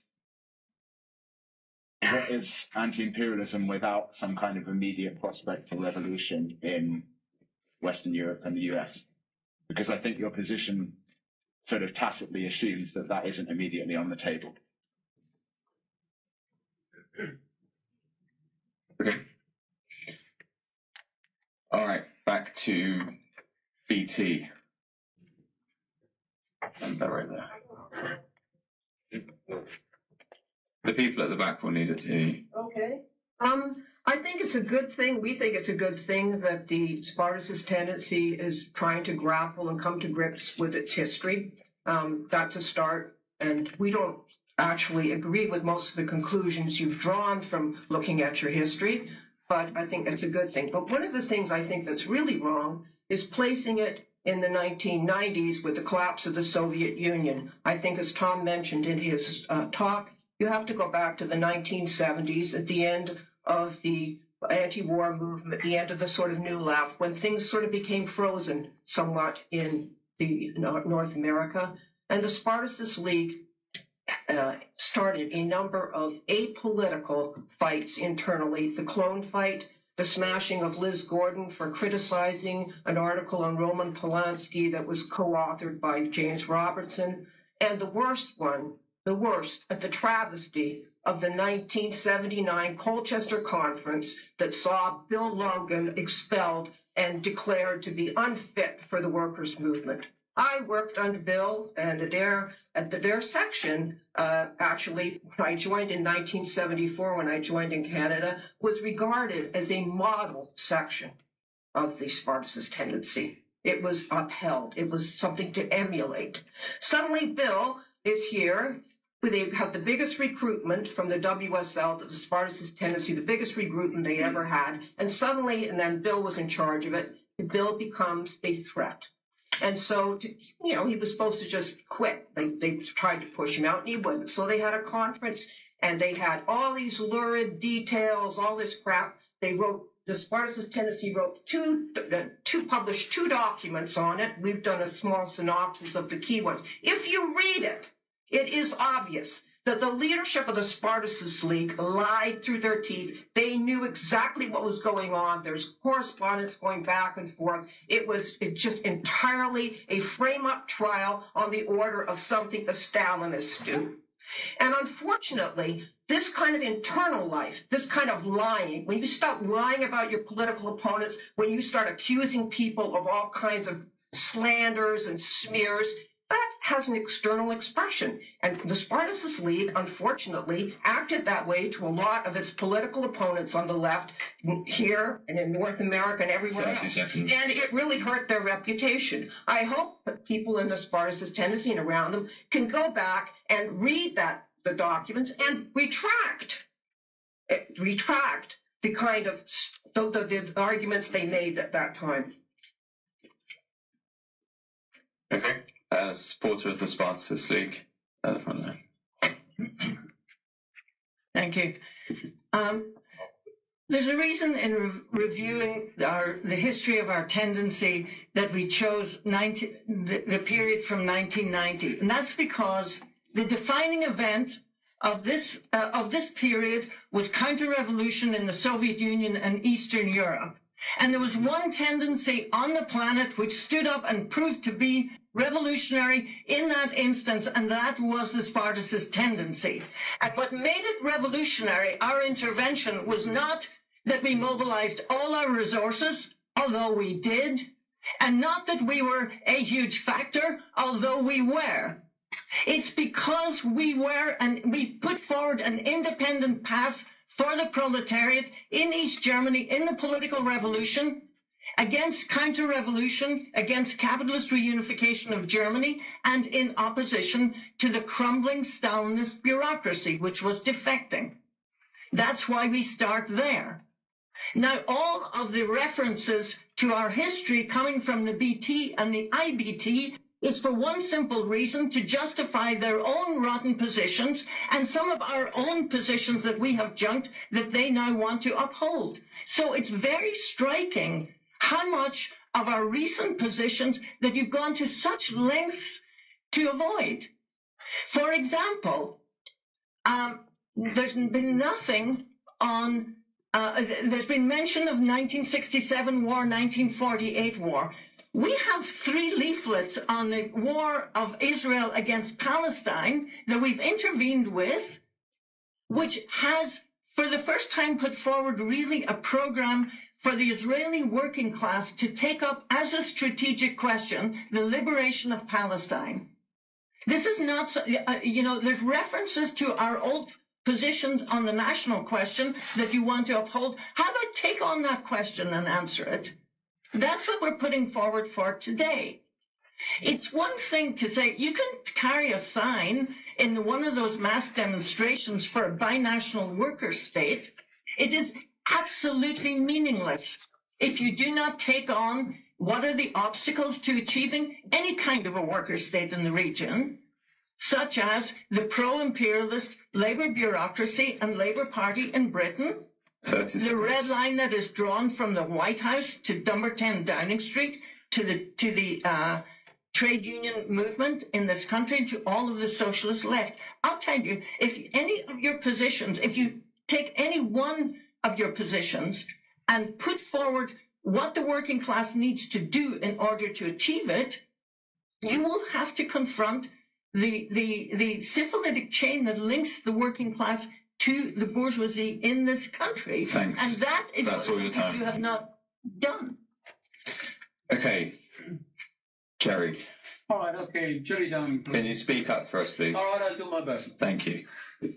Jerry Downing from Socialist Fight. I think there's, on the question of Trotskyism, I think there's one thing that's been totally missing from this conversation up to now, and that's the question of transitional demands. Nobody has mentioned transitional demands, and what is their role in this situation. Of course, transitional demands change according to the consciousness of the working class. If you're on the eve of revolution, your transitional demands are your demands are for the overthrow of the capitalist state, for the insurrection. However, if that is not the case, and the consciousness of the working class is somewhat lower and hasn't yet reached that, you're making other demands. Now, if we remember, way back in 1935, Italy invaded Abyssinia. And in the invasion of Abyssinia, Trotsky was definitely for the defeat of Italy by the Negus, by Haile Selassie, even though that was a semi-slave-owning society. He was definitely for the defeat of imperialism. In 1936, when Japan invaded China again, he was for the anti-imperialist United Front to defeat Japan in collaboration with the Kuomintang. And famously, in 1938, when he said that if the UK were to invade Brazil, he was for the victory of semi-fascist Brazil, the Vargas government of semi-fascist Brazil, against the USA, and against the UK, against Britain, because he said, well, that defeat would strengthen the anti-imperialism in the Brazilian working class, but more importantly, it would kill or deal a big blow to the chauvinism in the British working class. And for that, I go with the Bolshevik tendency position on that.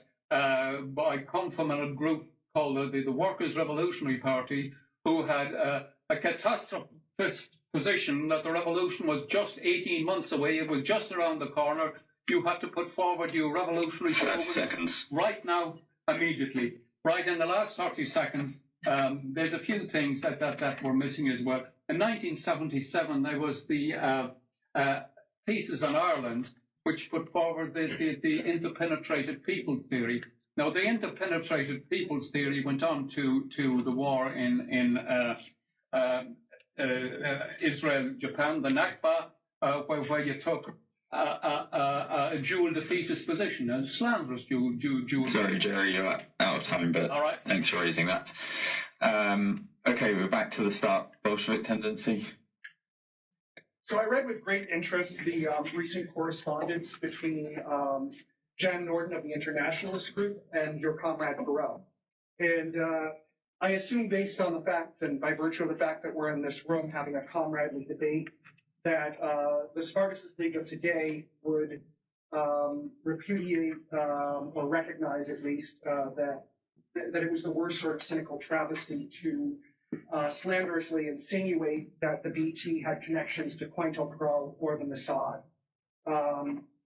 Just as you now recognize it as unprincipled, the expulsion of the founding cadre of the IG.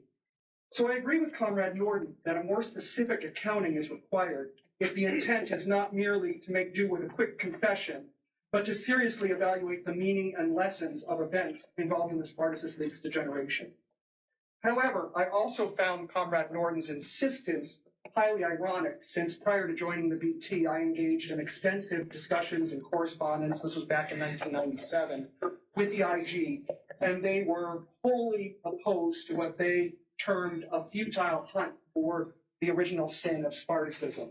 I think, to his credit, Comrade Perot has been willing to criticize James Robertson, something that I found Norden completely unwilling to do, even when I pointed out how parallel his account of the IG comrades' expulsion in the 1990s was to the ET's descriptions of the internal life of the SL back in the early 1980s.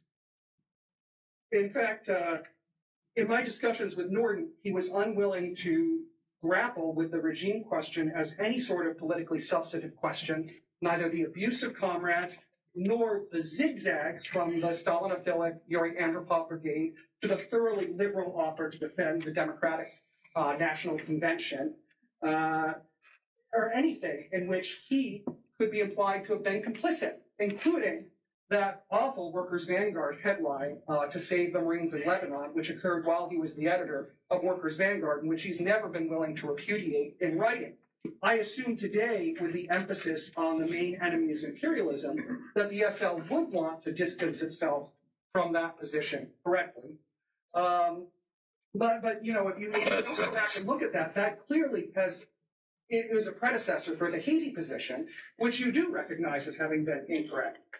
One of the aspects of Norden's analysis, of course, is that he has wanted to trace everything to the collapse of the USSR and the deformed worker states in Eastern Europe, which is now mirrored in your analysis in Spartacist. But that's simply not correct. The degeneration of the SL occurred long before 1991. So a regroupment discussion is important, but not to throw out the baby in the bathwater, but to look at. Thank you. We're now going to recognize someone from the Spartacist League. Yep. Gabriel. So it's interesting to look at both BTs, BT and IBT, struggle a little bit with understanding our position. Because after all, Russia, the US is centrally involved in the war. Russia is non-imperialist, yet we don't say support to Russia. How does that make sense?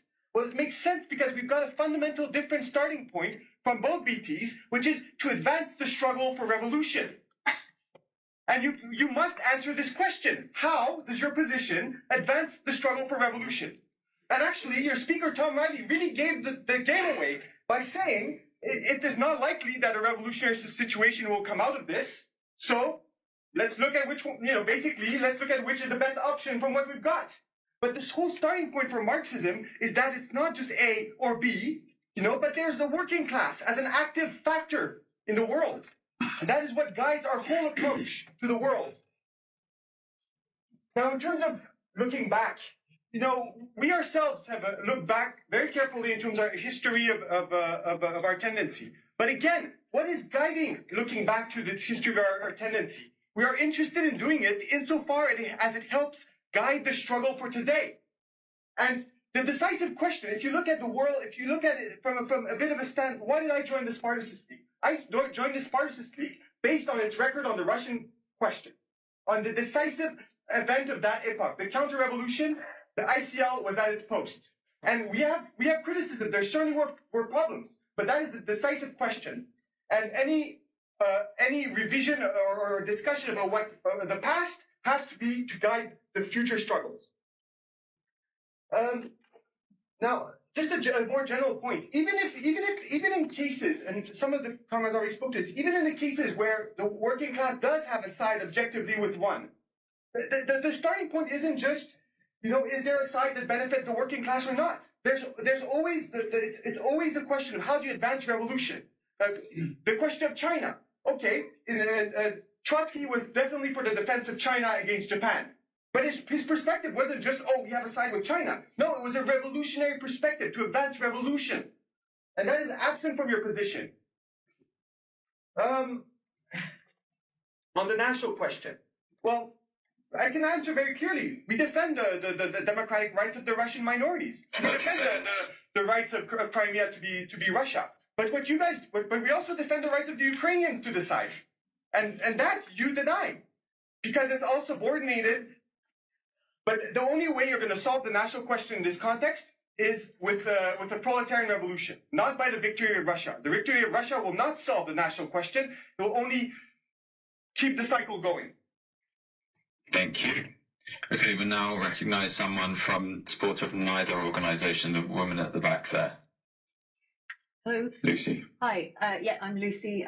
Speak up. I'm from Platypus. I wanted to just draw out a few of the bits of the conversation that have already been happening. One is to come back to this question of method and reality, and two is to try to better understand the two speakers' perspective on imperialism, defining imperialism as a question.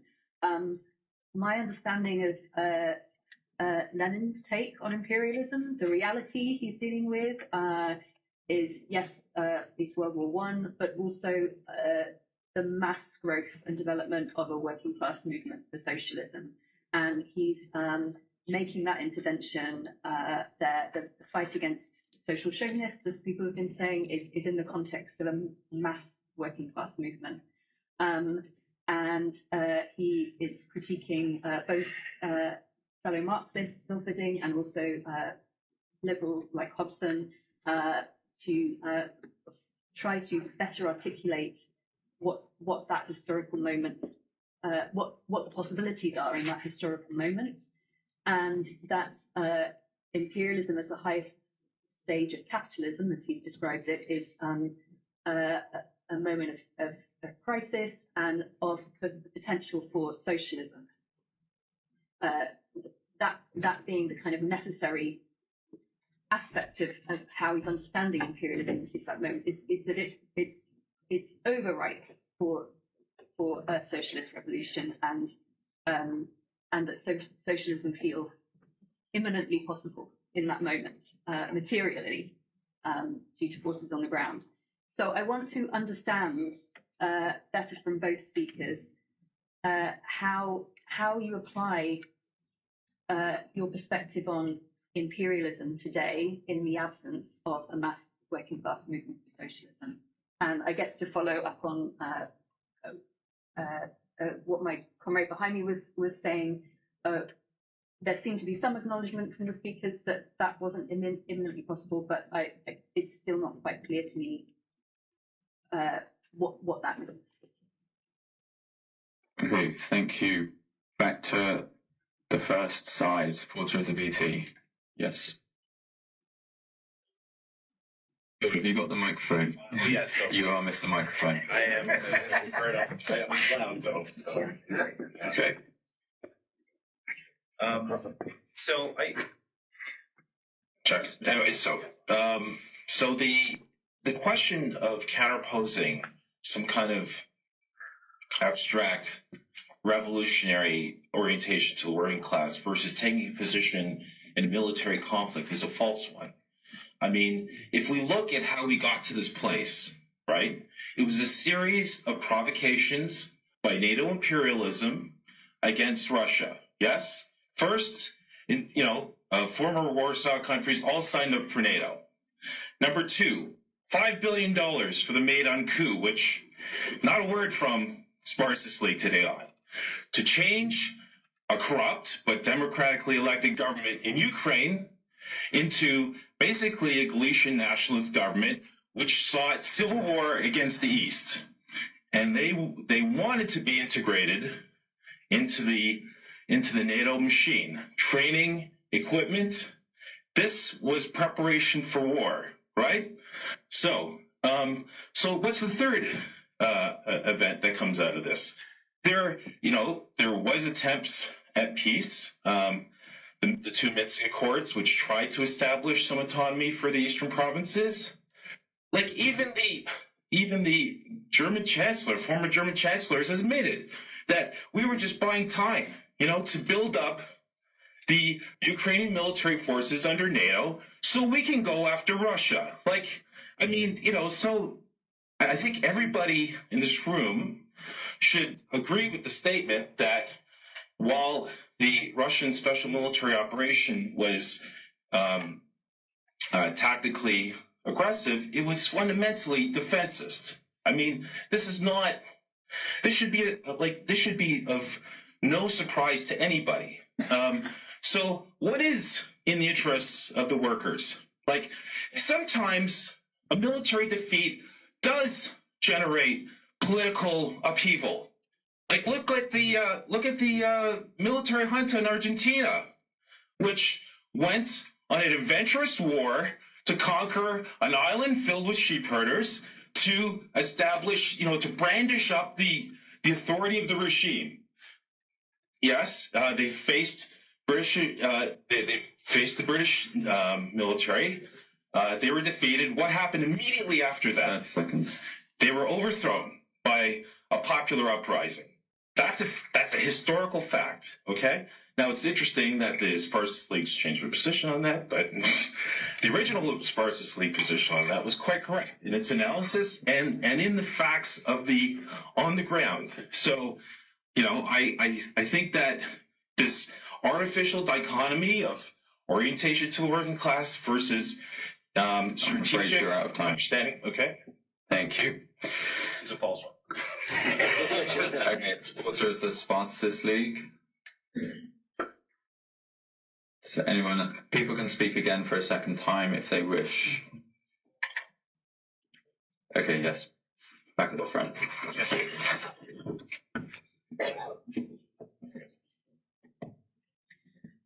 Okay, I want to respond to just a couple of questions that have been raised, because for the complaints that you make about us having slandered your organization, you're actually the ones that are bringing up things that happened 40 or 50 years ago. So I want to ask the question here, what is the purpose of bringing up what Bill Logan did 50 years ago, which it seems we actually agree that he was guilty of what he did at the time. The only dispute is who knew or who didn't know.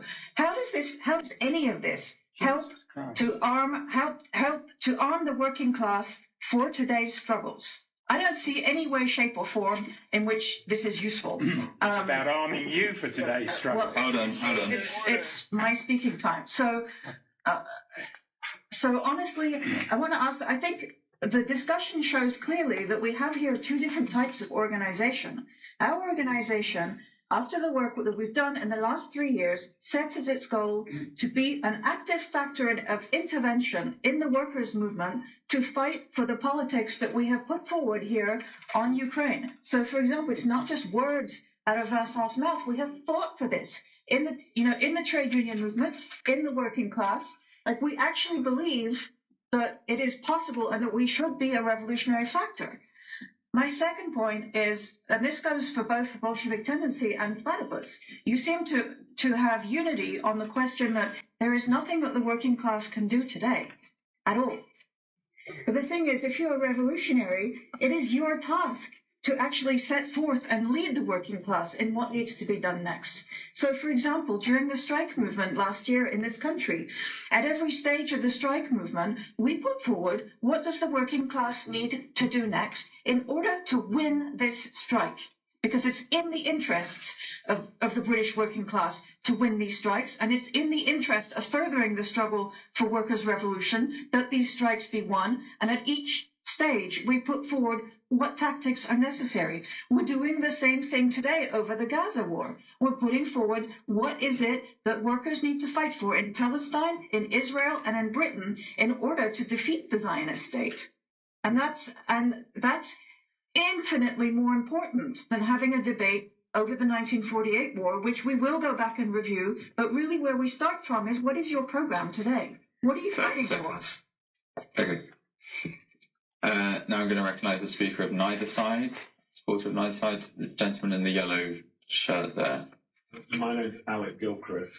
I think there's a problem with both sides of this debate, and it's a very fundamental one.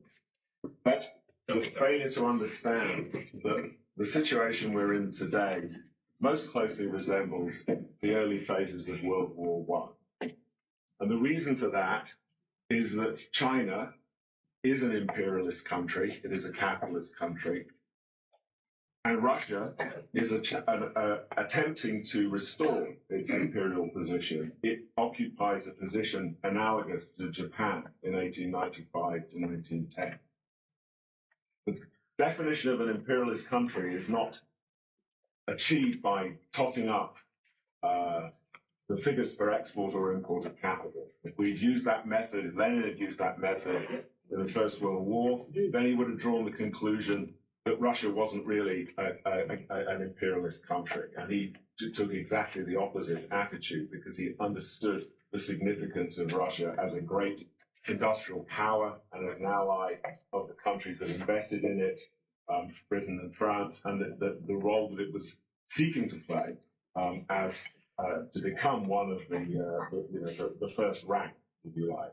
The same thing, this question of Japan is relevant because we're also with Russia today, the position of Russia is being fought over.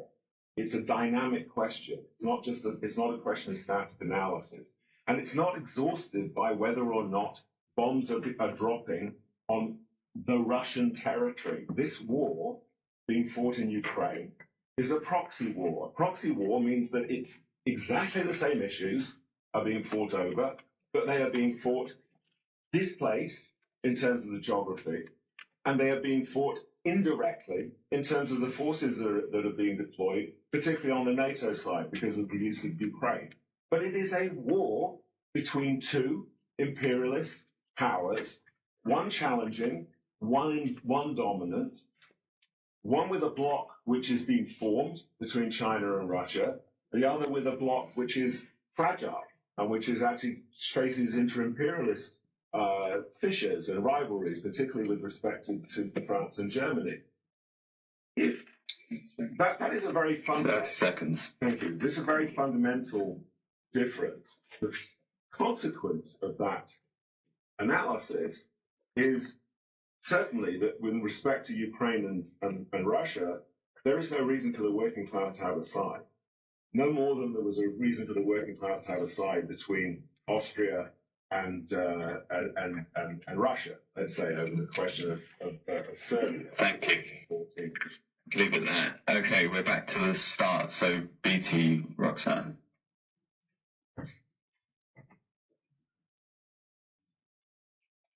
This will probably be the last round. Hi, I'm Roxanne. I'm a supporter of the Bolshevik Tendency.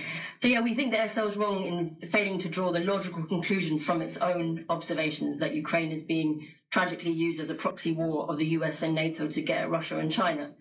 And of course, being able to assess different class forces and intervene in an event whilst it's actually happening is one of our hardest and most important jobs as revolutionaries. As Julia and others have said, and Gabriel made the point, I agree, Gabriel, that looking at the past helps to guide the future.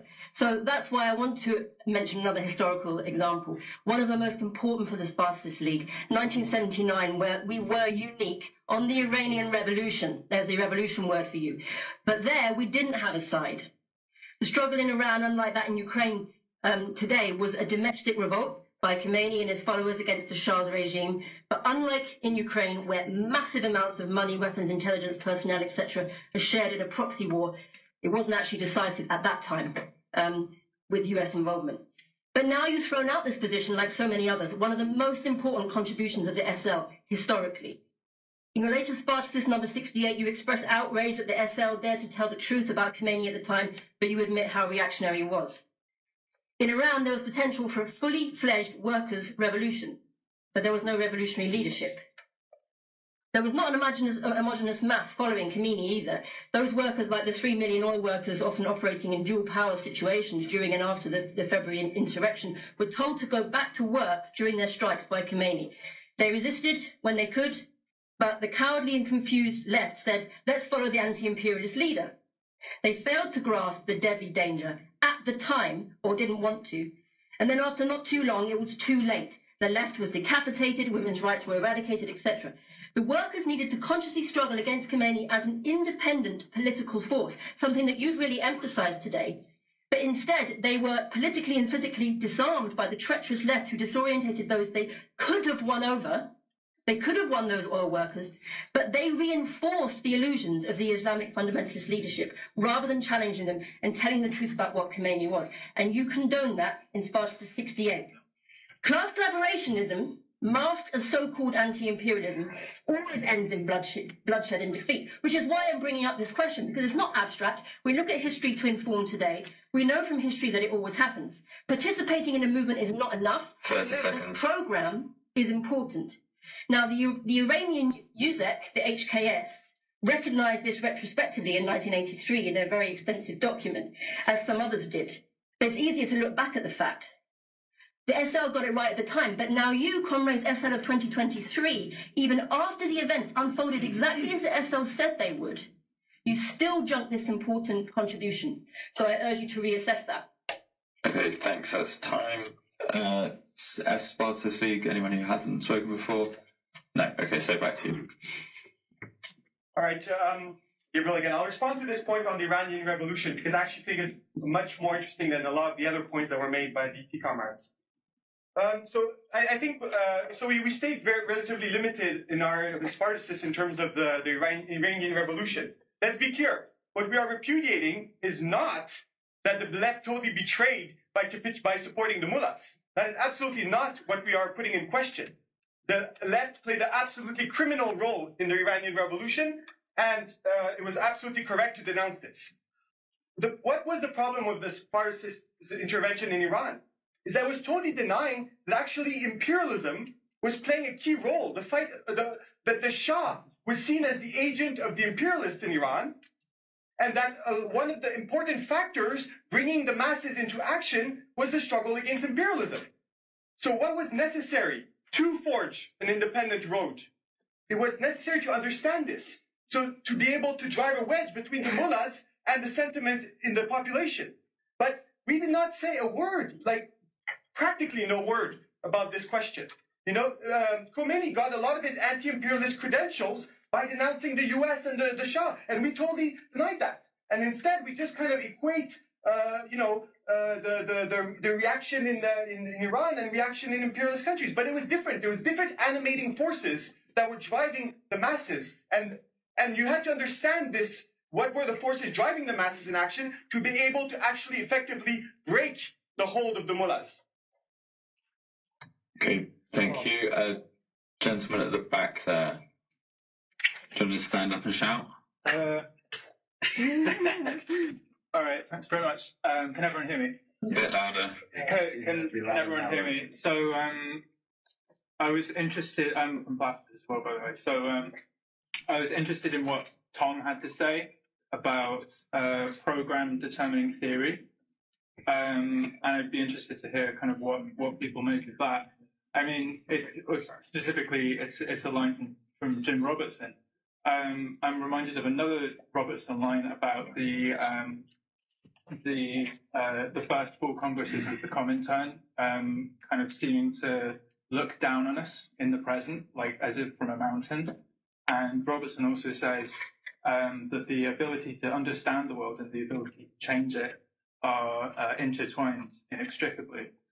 And, you know, I think it relates to this question of, on the one hand, method and practice, or kind of theory and practice, or, you know, program and theory, the relationship between those.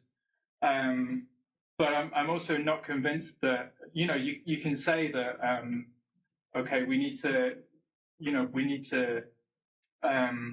think about the history in terms of how it's, you know, determines our, you know, concrete involvement in struggles right now and how it kind of aids the class struggle right now. You can say that, but that can still be a kind of abstract proposition, right? You can say, I mean, I'm used to going to left-wing meetings where people say, okay, we've talked enough, we need to kind of get out there now. But at the end of the day, it's still everyone talking to each other, right? It remains a kind of abstract polemical point. So I just want to raise that question of the relationship between the program and the movement, or the, you know, intervening in the movement. Like what does that mean? But also, you know, in platypus are kind of our kind of argument is that that has implications for the issue of revolutionary continuity. Everyone in this room seems to be making a claim of some sort towards revolutionary continuity, and upholding that revolutionary continuity, whether it's in the form of program or orientation towards the working class, or some kind of combination of the two. Our argument would be that actually this continuity has been broken in a kind of fundamental way, and that the categories of imperialism or at least in the kind of Lenin understanding, might not quite fit the existing context. So I want to kind of raise that as just something, seeing we're getting near the end, as something to kind of consider, like how deep does the problem go and what kind of problem is it? That's it. Okay. In the interest of not inadvertently missing someone and appearing to prejudice towards Platos members, I'm just going to recognize the gentleman in the blue jacket at the back who is a supporter of neither side as the last speaker.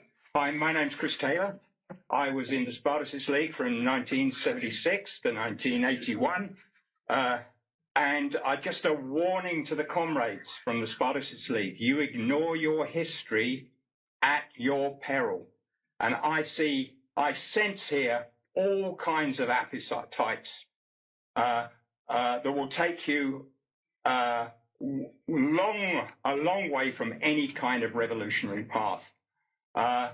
You have to understand your history, because that's the only way that you have a chance of actually building the basis of a revolutionary party. And that's what we're all interested in. How do you build a revolutionary party? And particularly when we represent very little now. Trotskyism has, I won't go into too much detail, but historic defeats over and over again, including physical liquidations across the world and a loss of all our best leaders, Trotsky, but many others. And the important thing, I think, is that what the Spartacist League did in the end was it succumbed to political agoraphobia. It stopped intervening in the workers' movement. It actually wound up all its trade union fractions. It became impossible for someone like me, who was a trade union activist, to actually fight for the transitional program and know that I had the support of my comrades. In fact, in the end, I was more scared of them than I was of the bosses. That's the reality. And if you don't look at that stuff and understand what happened there, you are in grave danger of repeating it. And I just get the sense, here that you have a grave danger of basically indulging in what we used to call fake mass work. And just be careful. Without revolutionary theory, you cannot have revolutionary practice. Without understanding the history of your organization and where it started to go wrong, you don't stand a chance. And that wasn't in 1990 with the downfall of the Soviet Union. 30 seconds. Okay, that's it. That's all I have to say. Learn from history. All right. I'll just get the history out of the way. There was a lot of comment throughout the discussion. But what I find from the discussion so far, there was a few good points and a few good interventions, and I'll get to them. But mainly, in general, what I found were people stirring history from stuff that happened 45, 50 years ago. We don't really understand what is it about, what is the point, what is the purpose. Here's the thing: like, a lot of the BT are really frustrated because I don't know, they were frustrated in their ego in the early 80s, and they like to bring this up and they like to bring this stuff. Now, I'm not saying everything was perfect, and we can review some of this stuff, but I would really like to hammer, comrades, like, first of all, we will look at our past only to the extent that it helps us fight for revolution. And if you're not happy with that, well, I'm sorry, like, you shouldn't be in the revolutionary movement. Because that's the whole bloody point. And the second thing is, like, we can look more at our past. I'm really for it. But some people said, oh, you haven't done a full account. You haven't done a full account. Well, you have to make a case for that as to why revolutionary action today demands a full account of this. But the only thing is like, oh yeah, you did bad stuff in the late 70s and that's wrong, you know? And then a few limited position about like Lebanon in 1983 in a headline. Like, you know what's the problem with that Lebanon article? It doesn't have a perspective to liberate the Lebanon masses or the Palestinian masses. It's not permanent revolution, that article. It's not the headline of whether it's alive or not, you know? That's not qualitative. That's not qualitative, you know? So the point about history and our past, we're an organization that goes back 60 years. And I know a lot about the history of our organization, and I'm very critical of it. And I think one of the things actually that we cannot accuse of is not to be critical of our past. If you've read some of this stuff, and you know, we've done a big account since the 90s, which is called this, and which is called a program for the Fourth International. That is our account, and it explains that since counter-revolution, liberalism became the dominant ideology, and all the left capitulated to it, and therefore what's needed is to build a Marxist pull against liberalism. And I'm sorry, our organization wasn't great in the 90s and 2000s. We are very critical of it too, but the BT did the same thing, and the entire left did the same thing. So the question is, where do we go now, you know? And we haven't heard much about this from comments from the BT, you know? It's not revolutionary work to raise, well, what about that headline in 83? Or what about that? But that's not how you conceive of revolutionary Marxist work, you know? Same thing with geopolitics. Hans Gabriel, you raised like geopolitical like question about Crimea. I think some people responded to you, but like, how about motivating why your position is important for revolution? Still, no BT has been able to motivate as to why supporting Russia advanced socialism. Now, there's been a few attempts at getting close to that, and I will respond to it. I think it's the person with the mic, I think, got closer. So you made an argument as to like, well, you know, when there is a defeat of the imperialists, then, you know, it creates certain situation and instability, et cetera, you know. Well, first of all, in Ukraine, it would be the Ukrainian army that will be defeated. And it will be, I'm not saying there's a whole broader context to it, yeah, but it will be the Ukrainian army and Ukraine that will be conquered, nationally oppressed, for a starter.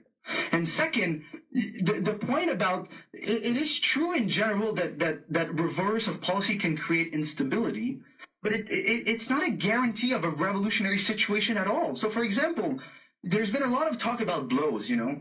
This war could create a blow to NATO or this or that, you know. The reason why the BT thinks there's a contradiction between us recognizing this and not siding with Russia is because you don't view the intervention of Marxists as pushing revolution.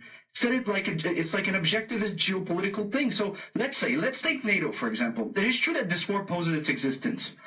The most likely outcome in terms of NATO breaking apart is Germany splitting its connection with the United States and siding with Russia and creating a counterpose bloc to the US. That would break up NATO. That would be a blow to the United States, but it would most likely mean World War III. So the point is not a blow or good, you know. You mentioned Iran. The taking over of power of the mullah was a blow to US imperialism and a disaster for the working class. Take Afghanistan also, you know. At that time, we had a side, obviously, and we're very happy that the U.S. is out of Afghanistan. Of course. And that was a blow to the U.S., but the position of the working class has not so much been strengthened by it in a sense. And the Afghani masses have the Taliban. So, like, to just speak of blows and maybe there'll be instability is not enough. It's not Marxist, you know? And, like, here's the thing about your position for Russia. Your position for Russia fuels Russian nationalism, drive Ukrainian into the arms of the nationalists. And your organization refuses to fight against the social chauvinists and the pro-imperialist leaders of the workers' movement. So when that instability comes, there needs to be a party to actually fight, but your entire position militates against that. There won't be a party if we follow your position. So we've talked of like, people say mass fake. Actually, let's take a step back here. There is a connection between what Platypus is saying and what you mentioned in your presentation. And it's the fact that, well, revolution seems very far right now, so we will take some other position that is not revolution. Now, we are not, of course we know that revolution is not right around the corner, you know? Of course we know that it's not for tomorrow morning. And, you know, I would like to point you had a text called The Collapse of the Second International by Lenin, which he dealt exactly with that same argument. Everybody was like, Lenin is talking out of his head about revolution, and he responded very simply. The point is not whether revolution is right for tomorrow morning or not. The point is the duty of socialists to take a revolutionary stand and to fight for this, whatever the circumstances. So people are like, oh, we're doing mass work, by the way, transitional demands, for stop arms shipments to Ukraine, throw the Zionists out of the labor and TUC. These are the sorts of demands we're trying to push in the workers' movement. We're trying to drive that wedge between the leaders of the trade union and the Labor Party and the base of the party, the base of the trade unions. That is revolutionary work. That is advancing revolution. And we're not saying it will have a mass audience right away, but fighting for a revolutionary position now is how you deal with a situation where there's not a revolution immediately. Forging cadre for such work. But you can only forge revolutionary cadre by putting forward a revolutionary perspective, You can only build revolutionary party by saying, here's what the working class should fight for and fighting for it. Not by saying, well, revolution is out of the agenda, so we'll find another path. That is the content of saying, well, we would all like a Ukrainian uprising, but we won't fight for it. Because right now it seems too remote. Well, the day it will happen, you will see that latching to the Russian bourgeoisie for some sort of push against imperialism will have undermined the effort of building a revolutionary tendency in Ukraine. All right. The national question in Ukraine, somebody mentioned it. But I think the point is, it's quite simple in a sense. Of course, we are against the oppression of the Russian minorities. And of course, we are for the end of that oppression. And you say, well, the only way to do this is through a Russian victory. But the Russian victory oppresses the Ukrainians. It oppresses the Ukrainian minorities. Don't say no. They're conquering the country. Okay, yeah, maybe that will end the oppression of the Russians, but it will create the oppression of the Ukrainians. And by the way, no BTers has so far raised this. I'm all for liberating the Russian minority and fighting for that. But the national rights of Ukrainians are important in a revolutionary position. But that's what your position is blinded for by this sentence, which has nothing to do with Marxism, about how Russia has a right to sever Ukraine's tie to NATO or something. Well, why don't you call for Russia to invade Poland or the Baltic state to cut the NATO connection? That is the logic, you see? Of course we are against Ukraine being part of NATO, and of course we're against NATO everywhere. But you have to build a revolutionary movement in these countries against imperialism, not support the foreign invaders. There's one thing Polish people or Ukrainian will never want is to be invaded by Russia. For fuck's sake, this is what the position that you're taking is understood by these people. Just on the character of the war, Anne Gabriel or something, I do not deny that the American imperialists would love to break up Russia. And that is obvious. They would love to have if you're an American imperialist, counter-revolution in China, Russia is broken up, and, of course they have their dream world, but you're taking these quotes really to mean that that's not what is being posed at the moment. Let's be real here. The only country that is being broken up is Ukraine. The Ukrainian army is not gonna make its way to Moscow. The Germans couldn't do it. The Ukrainian army will certainly not do it. So the question that's posed with the war is about the control of Ukraine. Of course, there are broader challenges, and we recognize it. And again, you think there's a contradiction. Of course, yeah, it is a proxy war. But our attitude, the attitude of revolutionary of the Bolsheviks, must be first and foremost determined as to what advances and further the class struggle, what advances the fight for revolution. That must be our approach, not just oh my God, the imperialists really want to destroy Russia, and now they're helping somebody that is fighting Russia, so therefore necessarily we must just support that other side. That's not a Marxist attitude, the thing. And the IBT, and once again, and I'll finish on this, we can talk about Palestine and all this stuff, but you haven't fought against the trade union leaders of this country. They're the one blocking arms shipments. Why there's no working class action against imperialism? It's because of them. It's because of the leaders of the team. Well, where's your article about it? Why was it not in the presentation? Why do you have placards that don't talk about that? See, that's the difference between analysis, geopolitical, and Marxist work. We fight in the working class against the social chauvinism, against these traders, and we try to expose them. This is not fake mass work. This is the task. This is what Leninists do. Okay. Well, commerce, interest, and practical activity. 6 weeks ago, there was a United Front demonstration in Toronto, first opposition to the Ukraine war. Ukraine is there's an extremely powerful fascistic Ukrainian organization in Canada. The deputy prime minister is one of the leaders of it.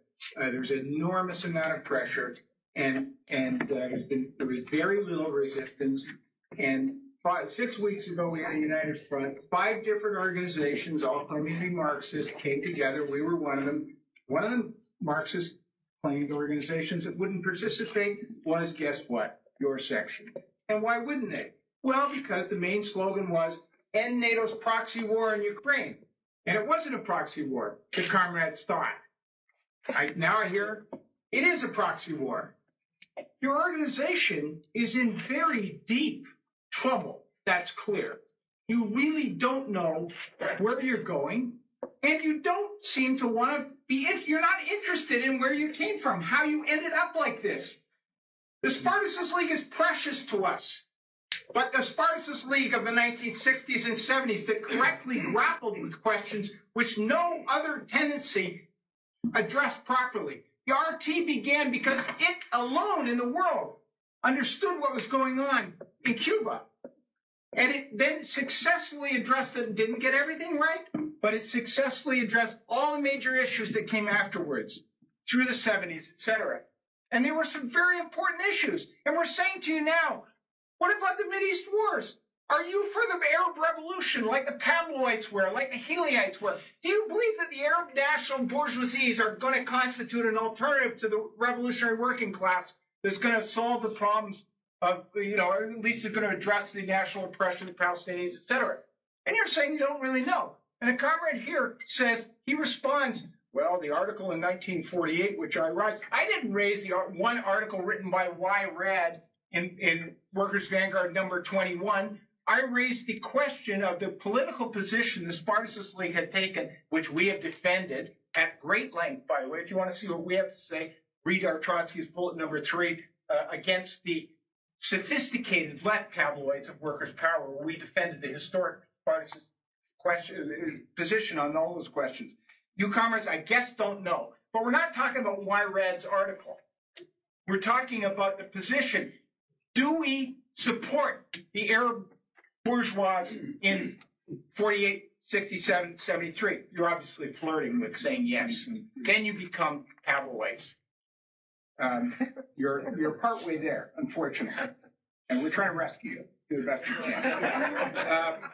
This United Front that we had drew 100 people. On our side, we drew 60 or 70 on their side, too. And we had to fend off problems coming from them.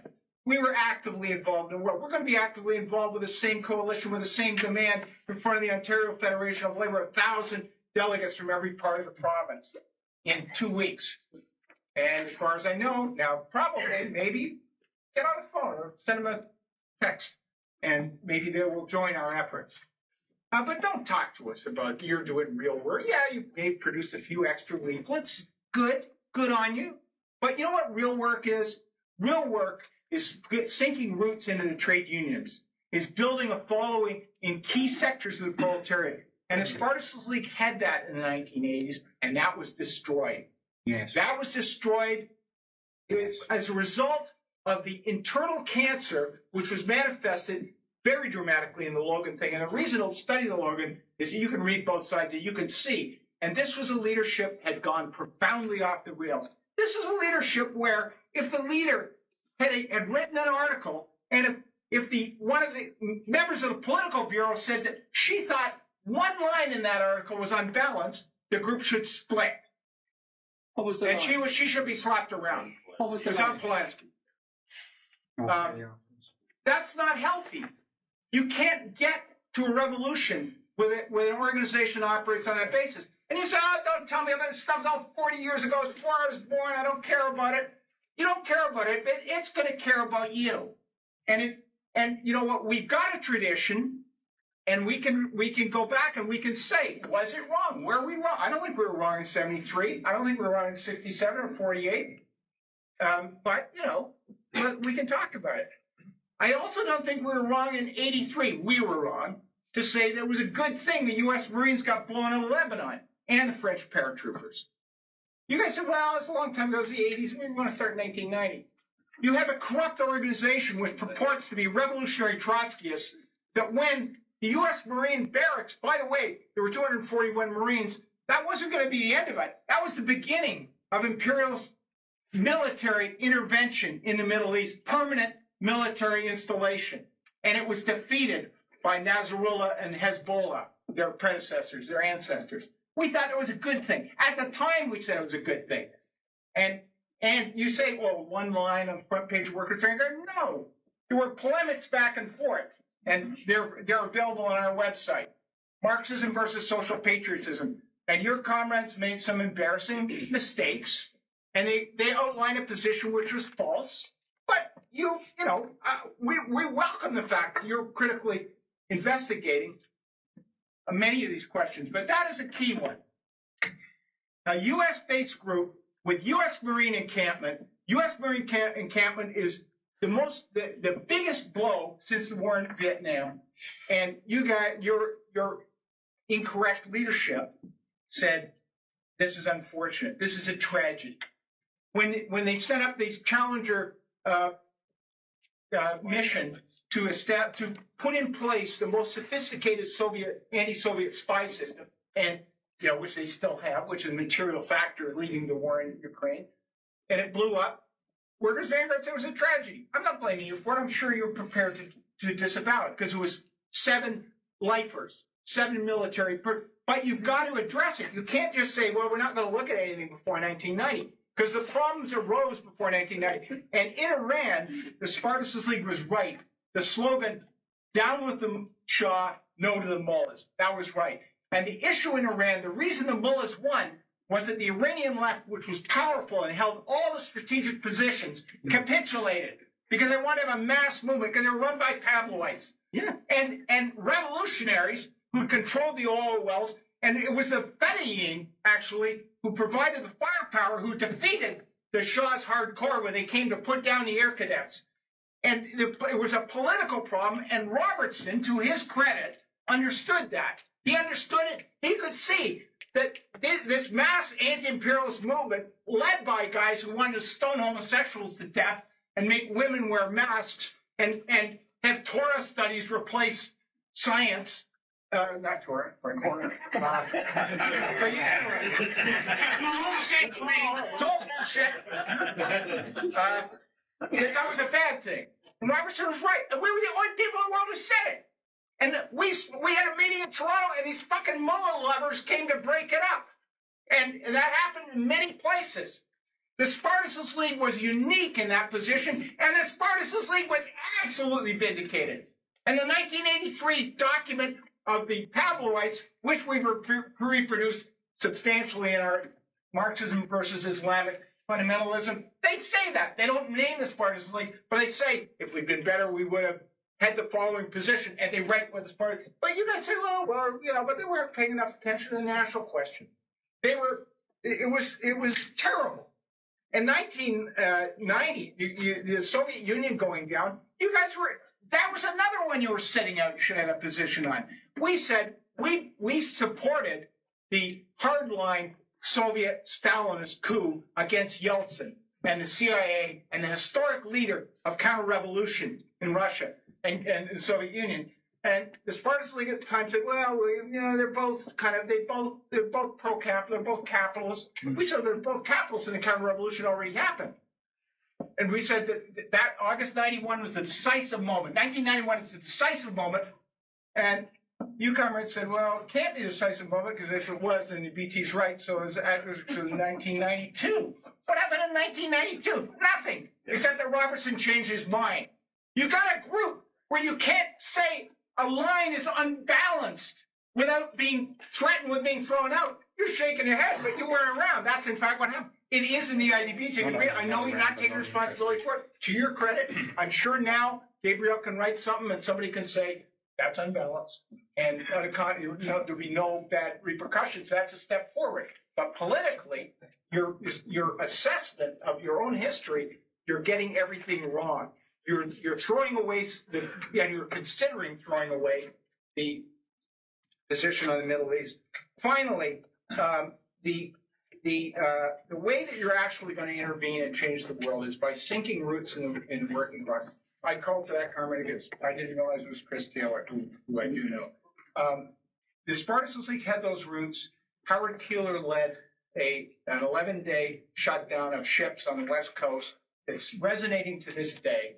But the way you do it isn't by putting out leaflets. It's a much more difficult problem than that. And Robertson's contribution was profound. He understood you need to have organized cadres in the working class based on the transitional program. You need a protracted struggle to win a base and to establish yourself as an authority in the working class, which they did, and then capriciously destroyed. And again, that history is recorded by us. And I invite you to investigate.